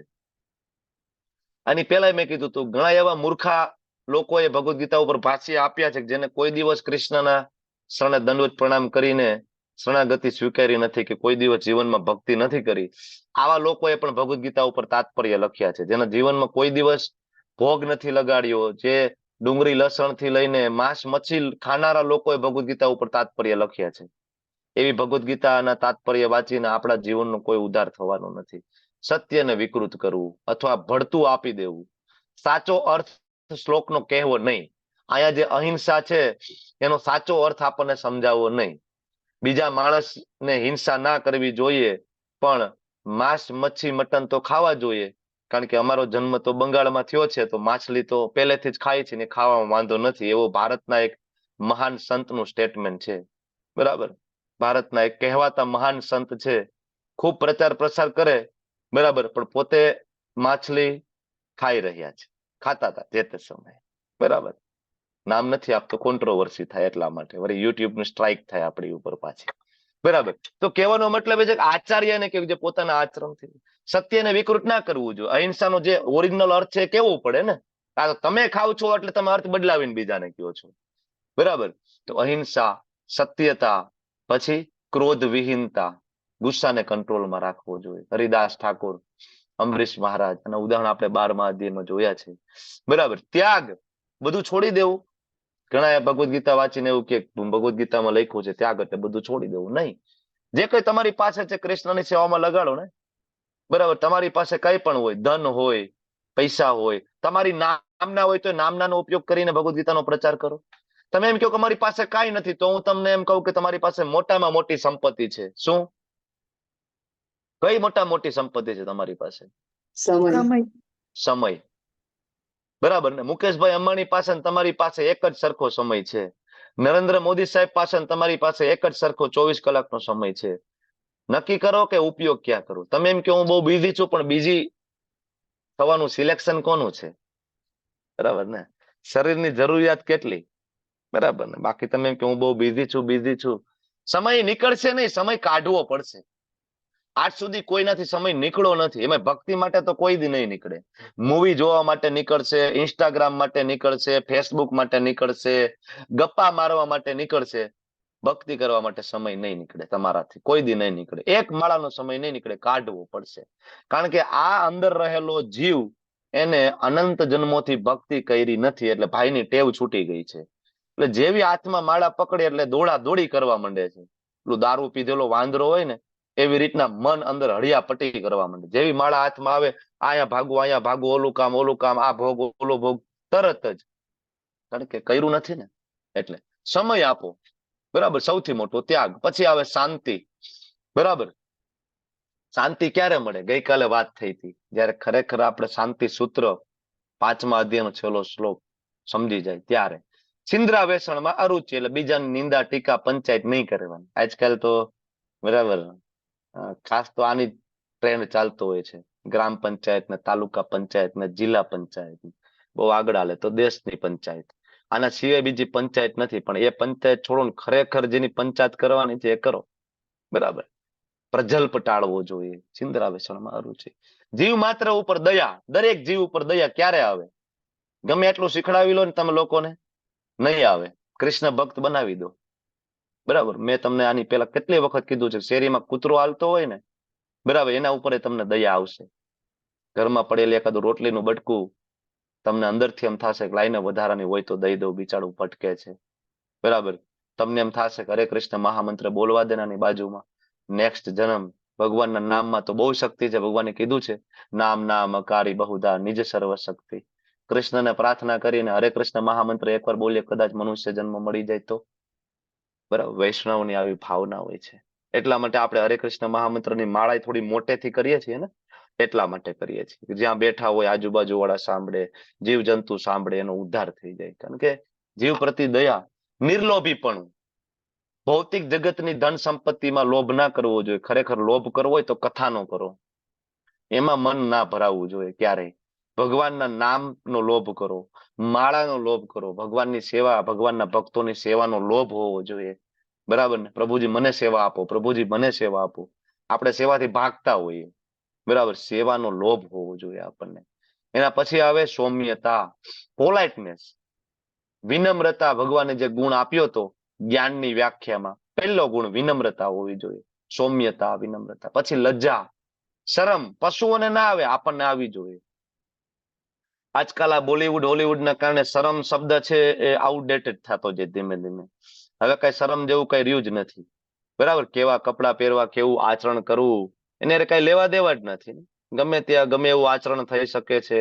તમે લોકો છાસવારે વિડીયોઝ ને ન્યૂઝપેપરમાં કઈ ને કઈ જોતા હોય, કઈ લેવા દેવા જ નથી. અત્યારની જે નવી જનરેશન આવે છે એને કઈ લજ્જા સાથે કઈ લેવા દેવા હવે રહ્યું નથી. દેવી ગુણ છે, હોવો જોઈએ. એના પછી આવે નિશ્ચય. તમે બધા 18 અધ્યાય સુધી, આજ 16મા અધ્યાય સુધી બની રહ્યા, આ તમારી નિશ્ચય કહેવાય. પછી આવે તેજ. ક્ષત્રિય માટે નિર્બળનું રક્ષણ કરવા માટે તેજ બતાવવું પડે, શક્તિ બતાવવી પડે, બધી જગ્યાએ અહિંસા પરમો ધર્મ ચાલે નહીં. પ્રભુપાદ બહુ ક્લિયરલી સમજાવતા હતા કે અહિંસા પરમો ધર્મની તમે બધી જગ્યાએ જાહેરાત કરો, ના ચાલે. બધી જગ્યાએ અહિંસા પરમો ધર્મ કરો, સજ્જન માણસો જીવી ના શકે. પોલીસ વાળાને કયો અહિંસા પરમો ધર્મ, આર્મી વાળાને કયો, બોર્ડર ઉપર જઈને આપણે આર્મી વાળાને કહી ભાઈ અહિંસા પરમો ધર્મ, બંદૂક બધા નીચે મૂકી દો, સામે વાળાને જે કરવું એ કરે. આપણે અહિંસા પરમો ધર્મમાં માનવાવાળા છે, ભારતીય હિન્દુ, આપણા હાથમાં બંદૂક ના શોભે, મૂકી દો, ચાલે? બધી જગ્યાએ અહિંસા પરમો ધર્મ ના ચાલે. એટલે જ ભગવાને બ્રાહ્મણ, ક્ષત્રિય, વૈશ્ય, શૂદ્ર 4 વર્ણ આપ્યા છે. અને આ 4 કેટેગરી આખા વિશ્વમાં ગમે ત્યાં મળે. અમેરિકામાં જાઓ, ઇવન પાકિસ્તાનમાં જાઓ, ત્યાં 4 મળે, બ્રાહ્મણ, ક્ષત્રિય, વૈશ્ય, શૂદ્ર. કારણ કે એ જાતિ નથી, બરાબર? એ વ્યક્તિના કર્મ અને ગુણ મુજબની કેટેગરી છે કે કોઈના કર્મ આ પ્રકારના હોય, કોઈના ગુણ હોય તો બ્રાહ્મણ. પાકિસ્તાનમાં જો એમાં ઘણા એવા તમને સારા માણસો કદાચ મળી શકે કે જે સારા જ્ઞાનનો પ્રચાર કરતા હોય, બરાબર, જે સત્વ ગુણમાં હોય, આવા માણસો ત્યાં હોઈ શકે. એ બ્રાહ્મણ કેટેગરી છે, ભલે જન્મ મુસ્લિમમાં થયો, બ્રાહ્મણ, બરાબર. એવું નથી કે જન્મથી બ્રાહ્મણ બની શકાય. હરિદાસ ઠાકુર મુસ્લિમ જ હતા ને, હરિદાસ ઠાકુર, બરાબર, પણ શુદ્ધ પરમ વૈષ્ણવ બન્યા, જે બ્રાહ્મણ થી પણ ઉપર આવે, બ્રાહ્મણ થી ઉપર વૈષ્ણવ. એના પછી આવે તેજ, પછી ક્ષમા, શક્તિ હોય સાથે માફ કરવાની પણ, બરાબર ને, હૃદય હોવું જોઈએ. ક્ષમા, નાના નાના દોષો માફ કરવા જોઈએ. પહેલી વાર કરેલી ભૂલ માફ કરવી જોઈએ, ભૂલથી થયેલી ભૂલ માફ કરવી જોઈએ. પેલાના રેકોર્ડ સારા હોય અને તો નાની એવી ભૂલ થાય તો માફ કરવી જોઈએ, બરાબર. તો આ થઈ ગયું ક્ષમા. પછી આવે ધૈર્ય, ધીરજ. આપણામાં નથી હોતી. પેલા બીજા ક્લાસમાં આપણે આવીને આપણા એવા પ્રશ્ન હોય જે જવાબ આપણને 18મા અધ્યાયમાં મળે, 16મા અધ્યાયમાં મળે. ધીરજ નથી હોતી, ધૈર્ય. ધૈર્ય હોય તો, બરાબર. પ્રભુપાદે 35 વર્ષ સુધી ભારતની અંદર પ્રચાર કર્યો, બરાબર. ખૂબ પ્રયત્ન કર્યા. ઇસ્કોનની સ્થાપના તમને બધાને ખબર છે, ભારતથી શરૂઆત થઈ. લીગ ઓફ ડિવોટીઝ ભારત ઝાંસીમાં સ્થાપના થઈ. ખૂબ પ્રયત્ન કર્યો પણ સફળતા ના મળી, તોય ધૈર્ય જાળવ્યું. દૈવી ગુણ હતો ને. અમેરિકા ગયા, જળહળતી સફળતા મળી 10 વર્ષની અંદર, ધૈર્યનું પરિણામ. પછી આવે પવિત્રતા, બરાબર. બાહ્ય અને આભ્યંતર 2 રીતના પવિત્રતા હોય. બાહ્ય તો સ્નાન કરીને, દંત મંજન કરીને થાય. આભ્યંતર પવિત્રતા ચેન્ટિંગ કરવાથી થાય, જપ કરવાથી થાય, ભગવાનનું સ્મરણ કરવાથી થાય, બરાબર. તો પવિત્રતા. ઈર્ષાથી મુક્તિ, બરાબર. આપણને તો બાજુવાળાએ જો નવું મકાન લીધું હોય ને જો નવી ગાડી લઈ આવે તો આપણા પેટમાં તેલ પેલા રેડાય. અને આની આવક ક્યાં એવી હતી કે નવી ગાડી લઈ આવ્યો? માનની ઈચ્છાથી મુક્તિ. છેલ્લે આ ભગવાને કીધું છે, માનની ઈચ્છાથી મુક્તિ, બરાબર. નાનામાં નાનો માણસ હોય અને જો આ ગુણથી કામ કરે ને, માનની ઈચ્છાથી મુક્તિ વાળા ગુણથી, તો ભગવાન કે દૈવી ગુણ છે. બાકી તો મોટા મોટા કથાકારો, કહેવાતા મોટા મોટા સંતો આ સમાજમાંથી બધું ભૌતિક વસ્તુઓ છોડી અને છેલ્લે એક કામના એમનેમ રહી જાય, કઈ? માનની, બરાબર. હાર તોરા ના થાય, મોટું બધું સરઘસ ના નીકળે, ખુલ્લી જીપમાં સ્વાગત કરવામાં ના આવે, મોટો પંડાલ ના હોય તો અમે કથા કરવા ના આવીએ. માનની કામના હોય. ઘણા બધા કથાકારો છે જેની ફીસ 50 લાખ 60 લાખ રૂપિયા અત્યારે છે ગુજરાતની અંદર. એનું ક્યારેક કથા ક્યારેક બુક કરાવજો ફોન કરીને, તમને એની રિક્વાયરમેન્ટ તમને કહેવામાં આવશે કે અમારી આટલી મિનિમમ રિક્વાયરમેન્ટ છે, બરાબર. અને ક્યારેક ટ્રાય કરજો. આપણા ઇસ્કોનના કથાકાર, ગુજરાતી કથાકારમાં ખૂબ સારું નામ છે, ચંદ્ર ગોવિંદ પ્રભુ, કુંડલ કૃષ્ણ પ્રભુ, આ બધા કથા કરે છે ગુજરાતીઓ. સુરતના બીજા 1-2 પ્રભુજી છે, ઘણા. આપણા જો કે બધા જ મંદિરોમાં કથા કરે જ છે. ક્યારેક એમને કહેજો કે અમારે ત્યાં ભાગવત બેસાડવું છે, રિક્વાયરમેન્ટ શું, મારો પોતાનો અનુભવ છે. હું તો હમણાં લાઈવ અમે લોકો ગયા હતા, આંકલાવ કથા હતી પ્રભુજીની, કુંડલ કૃષ્ણ પ્રભુજીની. પ્રભુજીને કહ્યું કે ભાઈ જસદણમાં કથા કરવી છે તો શું કરવું પડશે? તો પ્રભુજી કે ઈચ્છા, મને કે ખાલી કે તમારે ઈચ્છા કરવી પડશે એટલે કથા થઈ જશે. કે મેં કીધું બેઝિક રિક્વાયરમેન્ટ કાંઈ નહીં, કે ખુલ્લી જગ્યા હોય બેસવાની, મને ખુરશી આપી દો એટલે કથા, બીજું કોઈ રિક્વાયરમેન્ટ નથી. બાકી તમે તમારી રીતના જે કરી શકો તે કરો. બધા લોકોને બોલાવો ને તમારે એને મહાપ્રસાદ ખવડાવવો હોય, પંડાલ બનાવવો હોય તો બનાવો. બાકી ભાગવત વાંચવાના અમે કોઈ ફી નથી લેતા, બહુ જ ક્લિયર. કુંડલ કૃષ્ણ પ્રભુ, ચંદ્ર ગોવિંદાસ પ્રભુ, અમરેન્દ્ર પ્રભુ, ઘણા બધા છે ઇસ્કોનની અંદર, હજારો છે, બરાબર. કોઈ નથી લેતા. તમે બહુ ફોર્સ કરો અને મંદિર નિર્માણ માટે તમે કઈ આપો, ગૌ સેવા માટે કઈ આપો તો વસ્તુ જુદી છે. પણ એનું પેટ્યું રડવા માટે કથા ઇસ્કોનમાં કોઈ કરતું નથી ભાગવતમ. કારણ કે પ્રભુપાદાના એકદમ વિરોધી હતા. પ્રભુપાદ તો ચોખ્ખું જ કહેતા કે કોઈ કથા વેચતું હોય ને એની કથા કોઈ દી નહીં સાંભળવાની. કારણ કે એની અંદર એ ગુણાતીત અવસ્થા આવે જ નહીં કથાની અંદર, કારણ કે ગુણથી દૂષિત થઈ ગયું ને, રજોગુણથી દૂષિત થઈ ગઈ કથા તરત જ. જ્યારે તમે પૈસાની ડિમાન્ડ કરી તમારી કથા રજોગુણથી દૂષિત થઈ, અને રજોગુણી થી દૂષિત તમે કઈ રીતના એ મુખ અને એ જીવ રજોગુણથી દૂષિત તમને કઈ રીતના ગુણાતીત જ્ઞાન આપી શકવાનું હતું. બરાબર. તો માનની ઈચ્છા, બરાબર, ઇસ્કોનના ઘણા બધા કથાકારો છે કે તમે એમ કહો કે આવો એટલે બસ આવે. બરાબર. ઓકે. તો એના પછી આ બધા દેવી ગુણોની વાત થઈ. હવે આસુરી ગુણો ભગવાન ચોથા શ્લોકથી કે છે ને કે છે કે હે પાર્થ, દંભ, દર્પ, અભિમાન, ક્રોધ, કઠોરતા અને અજ્ઞાન આ બધા આસુરી પ્રકૃતિ વાળા માણસોના ગુણો છે. અત્યાર સુધી જે વાત થઈ દેવી ગુણો, એની હારે આપણે કઈ બહુ લેવા દેવા છે નહીં, કારણ કે લગભગ એમાંથી એક આપણામાં ક્યાંય ખૂણે ખાચ કે તમારામાં ક્યાંય હોય તો મને ખબર નથી, મારામાં ક્યાંય દેખાતો નથી ખૂણે ખોચ કે એકાદો ગુણ. બરાબર. હવે આ આપણા કામની વસ્તુ હવે આવે છે. આપણા નજીકના ભાઈઓ બધા કે જે આપણા ભરી ભરીને પડ્યા છે, એ આ પેલું દંભ, દેખાડો કરવો, શો ઓફ કરવું છે ને આજુબાજુમાં. બરાબર. હમણાં શો ઓફ ની સિઝન ચાલે, લગ્ન, સૌથી મોટો દંભ એની અંદર જોવા મળે. કેપેસિટી હોય કે ના હોય, કેપેસિટી દેખાડો કરવાનો. બાજુવાળા એ લગ્ન કર્યા, બરાબર, ડેસ્ટિનેશન મેરેજ, આપણે ડેસ્ટિનેશન કરવા છે. બરાબર. હવે તો એવી એવી રસમો આવી ગઈ, વિચાર કરો. હમણાં અમારે મંદિરની સામે એક લગ્ન છે, વાના રસમ બોલો એ કે. પહેલાના સમયમાં ઓલા વાના વણી નાખતા બધી લેડીઝ ને બધી બાયુ ઘરે ભેગી થઈને. બરાબર. કોઈને ખબર ના પડે. બરાબર. ઘરની બાયુ 2-4-5 બાયુ હોય ને બે ચાર મહેમાન હોય, એ રસમ થઈ ગઈ. હવે તો એનો દેખાડો. બરાબર. એમાં ઓલા ભરવાડી વસ્ત્ર પહેરવાના, એમાં ફોટોશૂટ કરવાનું. મૂળ મુદ્દો ફોટોશૂટ છે. રસમ બસમ ને હવે ક્યાંય લેવા દેવા રહ્યું જ નથી. આખા લગ્નની અંદર ક્યાંય કોઈ વિધિ કે કોઈ રસમ ને કાંઈ લેવા દેવાના. એક જ વસ્તુ છે, પાર્લરમાં જવું ને ફોટા પડાવવાના. આ બે વસ્તુ સિવાય ત્રીજી કોઈ વસ્તુ લગ્નની અંદર રહી જ નથી આજે. બરાબર. એકે મુહૂર્ત લગ્નના હચવાતા નથી. તમે બહુ ધ્યાનપૂર્વક જોજો. બ્રાહ્મણે જે મુહૂર્ત આપ્યા હોય ને, એ મુહૂર્ત જનરલી ફેરા ફરવાનું મુહૂર્ત સચવાતું નથી.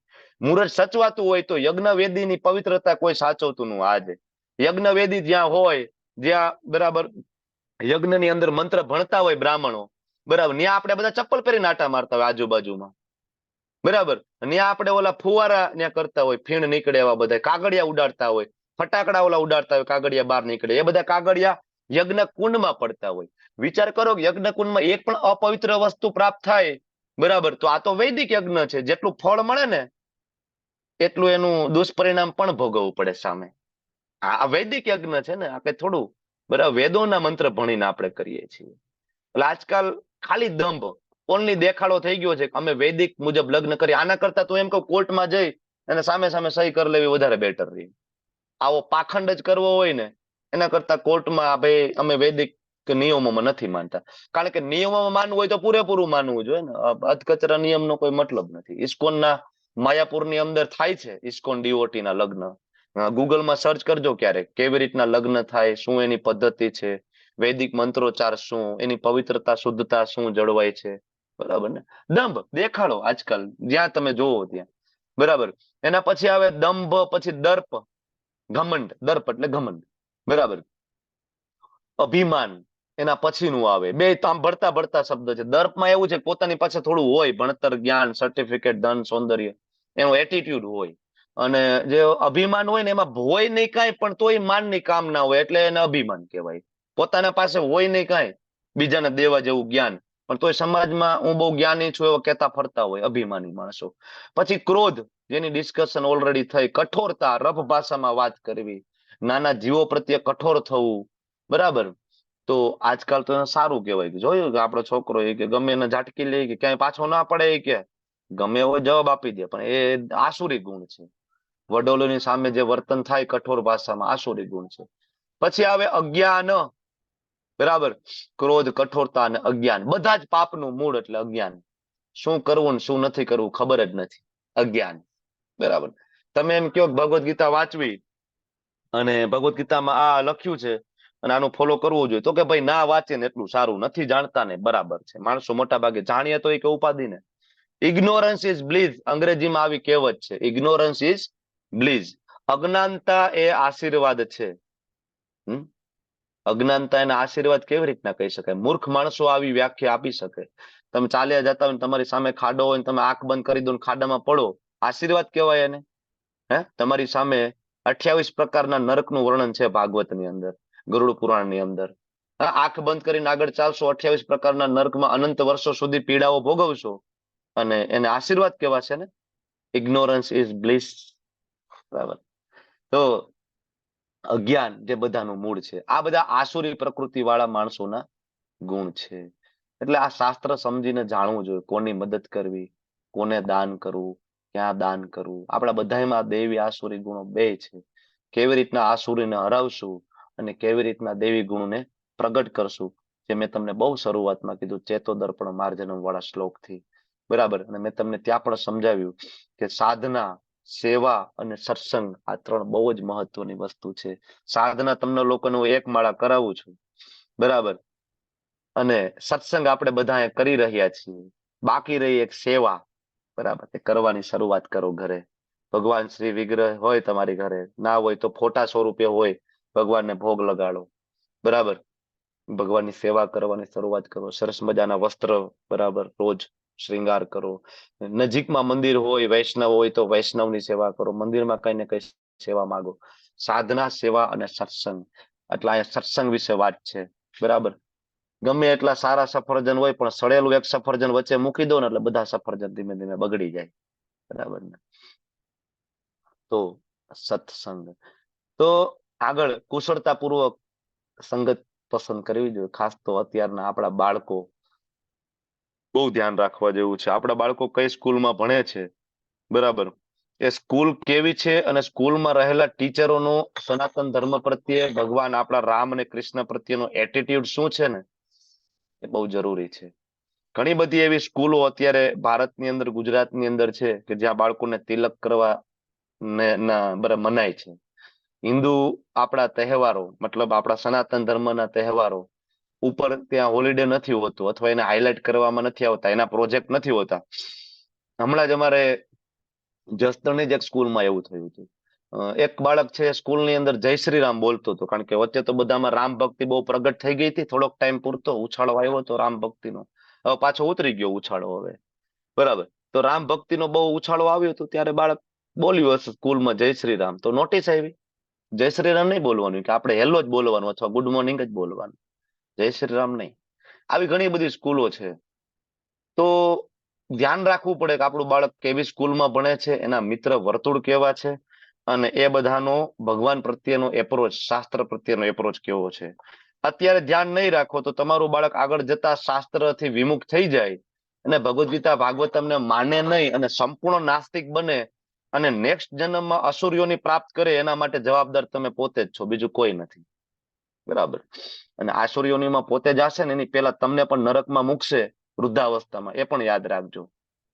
બરાબર. કારણ કે શાસ્ત્રથી વિરુદ્ધ થયેલું બાળક જેમ જેમ મોટું થાય એ પોતે આસુરી લક્ષણો પ્રગટ થાય, એટલે તમને તો જીવતા જીવત અહીંયા જ નરકના દર્શન કરાવશે. એ તો ભલે મૃત્યુ પછી કરતો હોય, પણ તમને અહીંયા દર્શન જરૂર કરાવશે આ ટાઈપના બાળકો. એટલે તમારે જીવતા જીવત ના જવું હોય અને એને મર્યા પછી ના મોકલવા હોય, તો અત્યારે ભગવદ્ ગીતાનું જ્ઞાન જરૂર આપજો. બરાબર. અને એની સંગતનું ધ્યાન રાખજો. કારણ કે આ બધી શુદ્ધિકરણની પ્રોસેસ છે. શ્રવણ, શાસ્ત્ર, પ્રસાદનું સન્માન બાળકને શીખડાવશો તો શીખશે. બરાબર. આપણા ભારતની અંદર ઇસ્કોનની ઘણી બધી ગુરુકુળ છે, જેના બાળકોનું તમે આચરણ જોવો, બરાબર, એકદમ શુદ્ધ. ઓકે. આગળ કહે છે ભગવાન કે દિવ્ય ગુણો મોક્ષ તરફ લઈ જાય, રિઝલ્ટ આપે છે. દૈવી ગુણો જે વાત થઈ મોક્ષ તરફ લઈ જાય, અલ્ટિમેટલી ભગવાન તરફ લઈ જાય. અને આસુરી ગુણો છે બંધન કરે. પાંડુપુત્ર તું ચિંતા ના કરીશ, ભગવાન અર્જુનને ગેરંટી આપે છે, Arjun you don't worry my boy, કારણ કે માં સૂચ તું ચિંતા ના કરતો, સંપદમ દેવી અભિજાતો હસી પાંડવ. હે પાંડવ પુત્ર અર્જુન, તું તો દેવી ગુણ સાથે જન્મ્યો છે, તારે શું ચિંતા કરવાની જરૂર છે? તો પછી આ ચર્ચા કોના માટે થઈ? આસુરી ગુણ ને દેવી ગુણની. અર્જુન તો ઓલરેડી દેવી ગુણમાં હતા, તો એને કઈ દેવી ગુણ સમજાવવાની જરૂર નથી. બરાબર.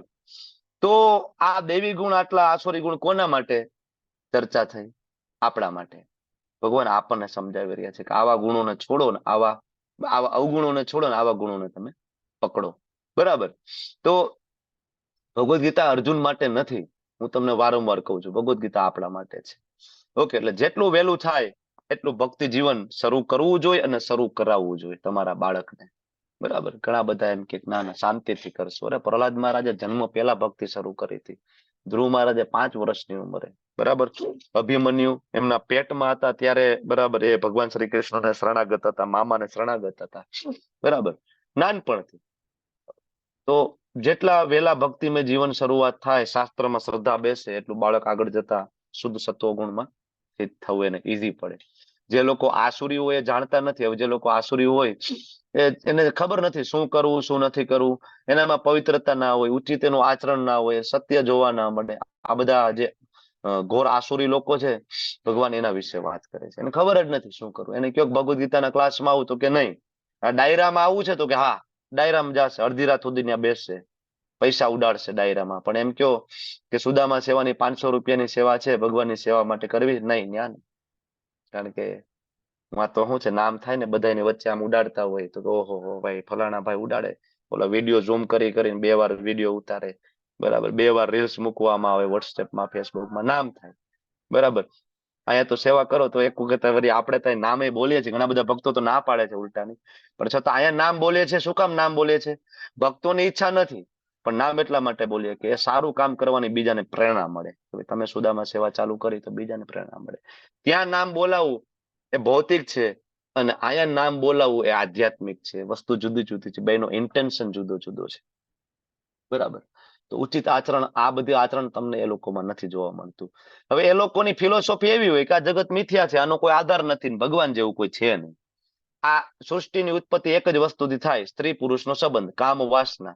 આના સિવાય બીજું કોઈ કારણ નથી. કારણ કે પોતાને એ જ જોતું હોય ને, એટલે કારણ એવું જ આપે. કામ વાસના સિવાય જગતમાં બીજું કઈ છે નહીં. બરાબર. આસુરી લોકો ની આ પોતાની ફિલોસોફી છે. સ્ત્રી પુરુષના સંબંધથી બધું ઉત્પન્ન થાય. શું ઉત્પન્ન થાય સ્ત્રી પુરુષના સંબંધથી? શું ઉત્પન્ન થાય? સૂર્ય, ચંદ્ર, પાણી, ઓક્સિજન. શું ઉત્પન્ન થાય સ્ત્રી પુરુષના સંબંધથી? સ્ત્રી પુરુષના સંબંધથી બાળક પણ ઉત્પન્ન ના થાય, કારણ કે જ્યાં સુધી બીજ પ્રદાન કરનાર કૃષ્ણ જો પ્રસન્ન ના હોય ને તો. કારણ કે બીજ આપનાર કૃષ્ણ પોતે છે. આગળ કીધું અહમ બીજ, બરાબર, બરાબર, હું જ છું, પિતા છું. તો જ્યાં સુધી કૃષ્ણ બીજ ના આપે ત્યાં સુધી તમને સંતાન પણ પ્રાપ્ત ના થાય. સ્ત્રી પુરુષના સંબંધથી જો બધું પ્રાપ્ત થતું હોય તો જગતમાં એવા કેટલાય બધા દંપતીઓ છે કે જેને કોઈ સંતાન નથી. બરાબર ને? એટલે કામેચ્છાથી જગતની ઉત્પત્તિ ના થાય, પણ મૂર્ખાઓ હોય એની આ ફિલોસોફી છે. ભગવાન પોતે કહે છે, ભગવાનને ત્યારે ખબર હતી કે માણસોના આવા વિચાર હશે. આવા નિષ્કર્ષને અનુસરે. કેવા? તો કે ભગવાન જેવું કઈ છે જ નહીં. બરાબર. આત્મજ્ઞાન ગુમાવી દે, એને ખબર જ ના પડે કે આત્મા શું છે, શરીર શું છે. ભગવાન એને બુદ્ધિહીન આસુરી લોકો કીધા છે. આવા બુદ્ધિહીન આસુરી લોકો હોય, એવા અહિતકર કામ કરતા હોય, ભયાનક કાર્ય કરતા હોય, જેનાથી જગતનો વિનાશ થાય. ભગવાનને ના માને એટલે એના કાર્ય બધા સૃષ્ટિ વિરુદ્ધના કાર્ય ચાલે. અલગ અલગ બધી શોધ થાય. હું તમને એમ કહું કે આપણે ચાલો સાયન્સને બહુ માનીએ. હું પોતે સાયન્સનો વિદ્યાર્થી છું, સાયન્સ ભણીને જ હું ડોક્ટર બન્યો છું. પણ તમે વિચાર કરો કે સાયન્સની કઈ શોધ દ્વારા આપણું જીવન સુગમ બન્યું, કે જેનાથી આપણને મનની શાંતિ પ્રાપ્ત થઈ, એવી સાયન્સની કેટલી શોધ તમને યાદ આવતી હોય. મોબાઈલની શોધ કરી. મોબાઈલ પહેલા આપણને એમ હતું કે દૂર દૂરના સગાઓ સાથે વાત નથી થતી, તો મોબાઈલની શોધ થઈ તો વાત થઈ જશે ને. બીજું રૂબરૂ જવાનો જે સમય જતો હતો એ હવે સમય બચી જશે. તો શું સમય બચી ગયો મોબાઈલની શોધ થયા પછી આપણા બધાનો? અત્યારે તો મોબાઈલ જેટલો ટાઈમ આપણો લે છે ને એટલું બીજું કોઈ નથી લેતું. 24 કલાકમાંથી કેટલાક કલાક મોબાઈલમાં જાય ને, એ રાત્રે ક્યારેક સેટિંગ આવે મોબાઈલની અંદર. સેટિંગમાં જઈને સ્ક્રીન ટાઈમ કરીને એક ઓપ્શન આવે છે. ક્યારેક જોજો તો ખરી સ્ક્રીન ટાઈમ કેટલો લીધો છે આખા દિવસમાં. બરાબર. તો જેટલી પણ શોધ થઈ, બરાબર, મોટા ભાગે, પણ એને પણ જો કૃષ્ણની સેવામાં લગાડીએ તો દિવ્ય થઈ જાય. આપણે એ જ વસ્તુનો ઉપયોગ કરીએ છીએ. ક્યાં? કૃષ્ણની સેવામાં. માણસોને ખબર નથી. મિથ્યા અહંકાર, બળ, દર્પ, કામ, ક્રોધથી મોહિત થઈને આસુરી મનુષ્ય પોતાના શરીરમાં બીજાના શરીરમાં પૂર્ણ પુરુષોત્તમ પરમેશ્વરની ઈર્ષા કરે, વાસ્તવિક ધર્મની નિંદા કરે. પોતાની તો એ દુર્ભાગ્ય, પોતાનું તો એમાં દુર્ભાગ્ય છે જ, સામેવાળાનું તો નુકસાન કરે, પણ અંદર રહેલા ભગવાન પરમાત્માની પણ ઈર્ષા કરે છે. બાજુમાં પ્રસંગ છે, તમે જોવો તો 100 ગાળો આપે ત્યાં સુધી ભગવાન કે છે કે વાંધો નહીં, ચાલશે. કારણ કે ફઈનો દીકરો હતો ને, લગભગ મને જ્યાં સુધી યાદ છે ત્યાં સુધી, શિશુપાલ, બરાબર, તો વચન આપ્યું હતું કાંઈ વાંધો નહીં, હું મારીશ નહીં. બરાબર. અને 100 ગાળો પૂરી થાય પછી મારીશ. છેલ્લે ભૂલી ગયો શિશુપાલ કેટલી ગાળો થઈ. તરત ભગવાને આગળ કે એક કુંતી પુત્ર આવા મનુષ્ય આસુરી યોનિમાં વારંવાર જાય. જે લોકો આવા ગુણ હોય એની ગતિ શું થાય? આસુરી યોનિમાં આપણને મૂળા જન્મની એક પછી એક જન્મ મળે ને આસુરી યોનિમાં જાય. બરાબર, આપણને એમ થાય શું વાંધો છે, તો ભગવાન કે મામ પ્રાપ્ય કુંતે, મને કોઈ દી પ્રાપ્ત નહીં કરી શકે ને. અને ધીમે ધીમે વધારે અધમ જીવનની ગતિ પ્રાપ્ત કરશે. નીચલી નીચલી યોનિઓમાં જતો જાય, ક્યારેક પ્રેત યોનિમાં ભટકતો હશે, જ્યાં ભૂખ તરસ થી એ અનંત વર્ષો સુધી એમાં ફરતો હોય છે, જ્યાં કોઈને પાણી પીવડાવવા વાળું નથી રહેતું. અમુક એવી યોનિ છે પ્રેત યોનિ, કે ભૂખ તરસ લાગે પણ શરીર ના હોય, એટલે એ ફિઝિકલી લઈને પી ના શકે, પણ પેન સેમ થાય. તમને ને મને તરસ લાગે એવી તરસ લાગે, પણ પાણી પીવો તો પાણી નીચે ઢોરાઈ જાય, કારણ કે એ એની સાથે તાદાત્મ્ય થાય એવું બોડી ના હોય. એને કહેવાય યાતના શરીર. જે આપણે નર્કની અંદર જે શરીર આપવામાં આવે ને એને યાતના શરીર આપણને આપવામાં આવે છે. યાતના શરીર આવું હોય કે મનુષ્ય શરીરમાં રહેલા પેન બધા 1000 ગણા વધારે કરીને ફીલ કરી શકે એની અંદર. 1000 ગણા વધારે કરીને ફીલ થાય. જે પેન અત્યારે હું તમને ચીટીઓ ભરું અને સામાન્ય પેન લાગે, અને એ જયારે પ્રેત યાતના શરીર પ્રાપ્ત થાય ત્યારે એ ચીટીઓ છે 1000 ગણું પેન આપે, તમે ફફડી જાવ. બરાબર, યાતના બોડી આપે, કારણ કે એ સ્પેશિયલ એના માટેનું બોડી હોય છે, આપણા કર્મનું એકાઉન્ટ ક્લિયર કરવા માટે. એટલે ભગવાન કે અધમ થી અધમ ગતિ. નરકના 3 દ્વાર છે, કામ, ક્રોધ અને લોભ. આનો ત્યાગ કરી દેવો જોઈએ, નહીતર આનાથી આત્માનું પતન થાય. ભગવાન સલાહ આપે છે આસુરી લોકોને. મોટા ભાગે એનામાં ગુણ હોય, કામ, ક્રોધ, લોભ. છોડો આ બધા ગુણ આ લોકોમાં હતા. કામ વાસના પોતાની સગી ભાભી પ્રત્યે, સગા ભાઈઓ પ્રત્યે ગુસ્સો, અને સગા ભાઈઓનું રાજ્ય પ્રત્યે લોભ. એટલે કામ, ક્રોધ અને લોભ ત્રણેય આસુરી ગુણો, 3 નરકના દ્વાર ને અપનાવીને બેઠા હતા. કોણ? કૌરવો. બરાબર. પેલાના યુગમાં આજે આપણે વાત થઈ, જે ભગવાન વરાહદેવ નું આજે પ્રાગટ્ય, એ ભગવાન વરાહદેવ છે એ કેવી રીતના પ્રગટ થયા હતા? ભગવાન વરાહદેવ કેવી રીતના? નાસિકામાંથી. બ્રહ્માજીના નાકમાંથી. નાસિકા, હા નાસિકા એટલે નાક. નાકમાંથી ઉત્પન્ન થયા હતા. આ બહુ મહત્વની વસ્તુ છે. ભગવાનને આપણી જેમ જન્મ લેવાની જરૂર નથી. ઘણા બધા એમ કે કૃષ્ણનો જન્મ થયો મથુરાની જેલમાં. બરાબર, ભગવાનનો જન્મ ને આપણો જન્મ સરખો નથી.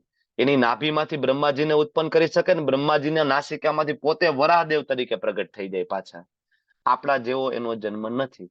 તો એ વરાહદેવ ઉત્પન્ન થયા અલગ ગ્રહ ઉપર, સત્યલોક ઉપરથી આવ્યા. અને આ ભાઈ હિરણ્યાક્ષ એ અલગ ગ્રહ ઉપર હતો. દેવી અને આસુરી જુદા જુદા ગ્રહ ઉપર. ત્રેતા યુગ આવ્યો તો ગ્રહ એક જ થઈ ગયો. રામચંદ્રજી અને રાવણ, દેવી અને આસુરી એક જ ગ્રહ ઉપર, ખાલી દેશ જુદા જુદા, ભારત વર્ષ ને ઓલી બાજુ લંકા. દ્વાપર યુગ આવ્યો તો એક જ પરિવારમાં કૌરવ અને પાંડવો, એક પરિવાર. પણ કળિયુગની અંદર એક વ્યક્તિમાં જ બે વસ્તુ છે, આસુરી અને દેવી. બરાબર, ખાલી માસ્ક ઉતારવાની જરૂર છે. એક વ્યક્તિ એકને ખૂબ સારો લાગે ને એક વ્યક્તિ બીજાને દુશ્મન લાગે.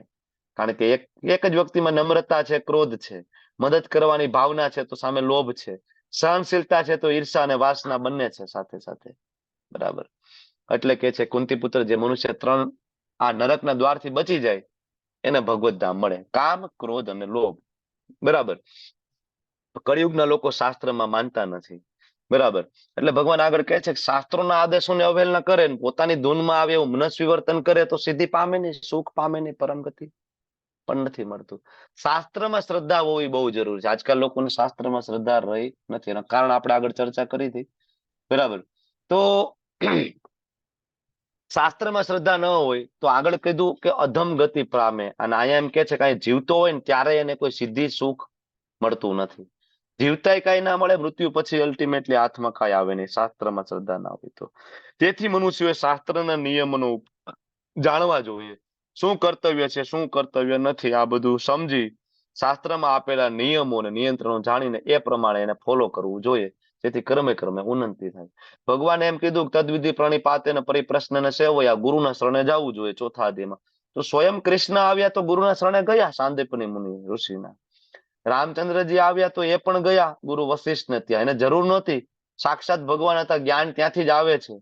બરાબર, છતાં ગયા, કારણ કે એ પણ શાસ્ત્રોના નિયમોનું પાલન કરે છે. આપણાની અંદર જે રાક્ષસ હોય, કામ, ક્રોધ, લોભ, મોહ, આને દૂર કરવો હોય તો આપણે પણ શાસ્ત્રનું પાલન કરવું જોઈએ. અને આ નહીં કરો તો આપણે બચાવવા વાળું આ જગતમાં કોઈ નથી. અને શાસ્ત્ર આપણી માં છે, ને માનું ના માનીએ ને એની પછી ગતિ અધમ જ રહેવાની.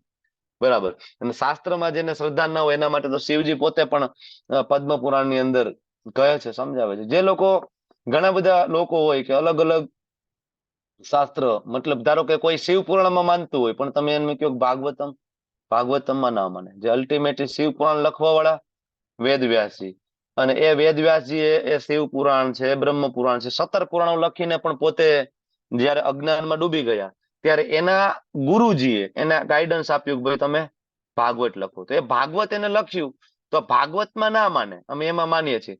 તો સ્વયં શિવજી સ્કંદ પુરાણની અંદર પંચમવતી ખંડ છે, એમાં શિવજી માતા પાર્વતીનો સંવાદ છે કે યે નિંદંતી પુરાણાની ધર્મશાસ્ત્રાણી નાસ્તિકા, કે જે આવા નાસ્તિક લોકો છે, આ પરમ ધર્મશાસ્ત્ર જે પુરાણ છે એની નિંદા કરે છે, તે યાંતિ નરકમ ઘોરમ, એને જ હું ઘોર નરકની યાતનાઓ આપું છું. બરાબર, સ્વયં શિવજી એમ કે છે. ઘણા બધા આવા પંથ સંપ્રદાય અત્યારે સમાજમાં પ્રવર્તે છે, જે ભગવદ્ ગીતાને માને પણ ભાગવતમને નથી માનતા. હું ઓકે, ચર્ચાને વિરામ આપીએ, પછી એક પોઈન્ટ છે, પછી ચર્ચા કરીશું. ખૂબ ખૂબ ધન્યવાદ. Thank you. તમે બધા શાંતિપૂર્વક સાંભળ્યું. વાંછા કલ્પતરુભ્યશ્ચ કૃપા સિંધુભ્યો ચ પતિતાનાં પાવનેભ્યો વૈષ્ણવેભ્યો નમો નમઃ. અનંત કોટિ વૈષ્ણવ કી જય. શ્રીલ પ્રભુપાદ કી જય. શ્રીલ ગુરુ મહારાજ કી જય. ગ્રંથરાજ શ્રીમદ્ ભાગવતમ ભગવદ ગીતા ચૈતન્ય ચરિતામૃત શ્રી રામાયણ જી કી જય. હરે કૃષ્ણ કૃષ્ણ કૃષ્ણ હરે હરે, હરે રામ રામ રામ હરે હરે. હરે કૃષ્ણ.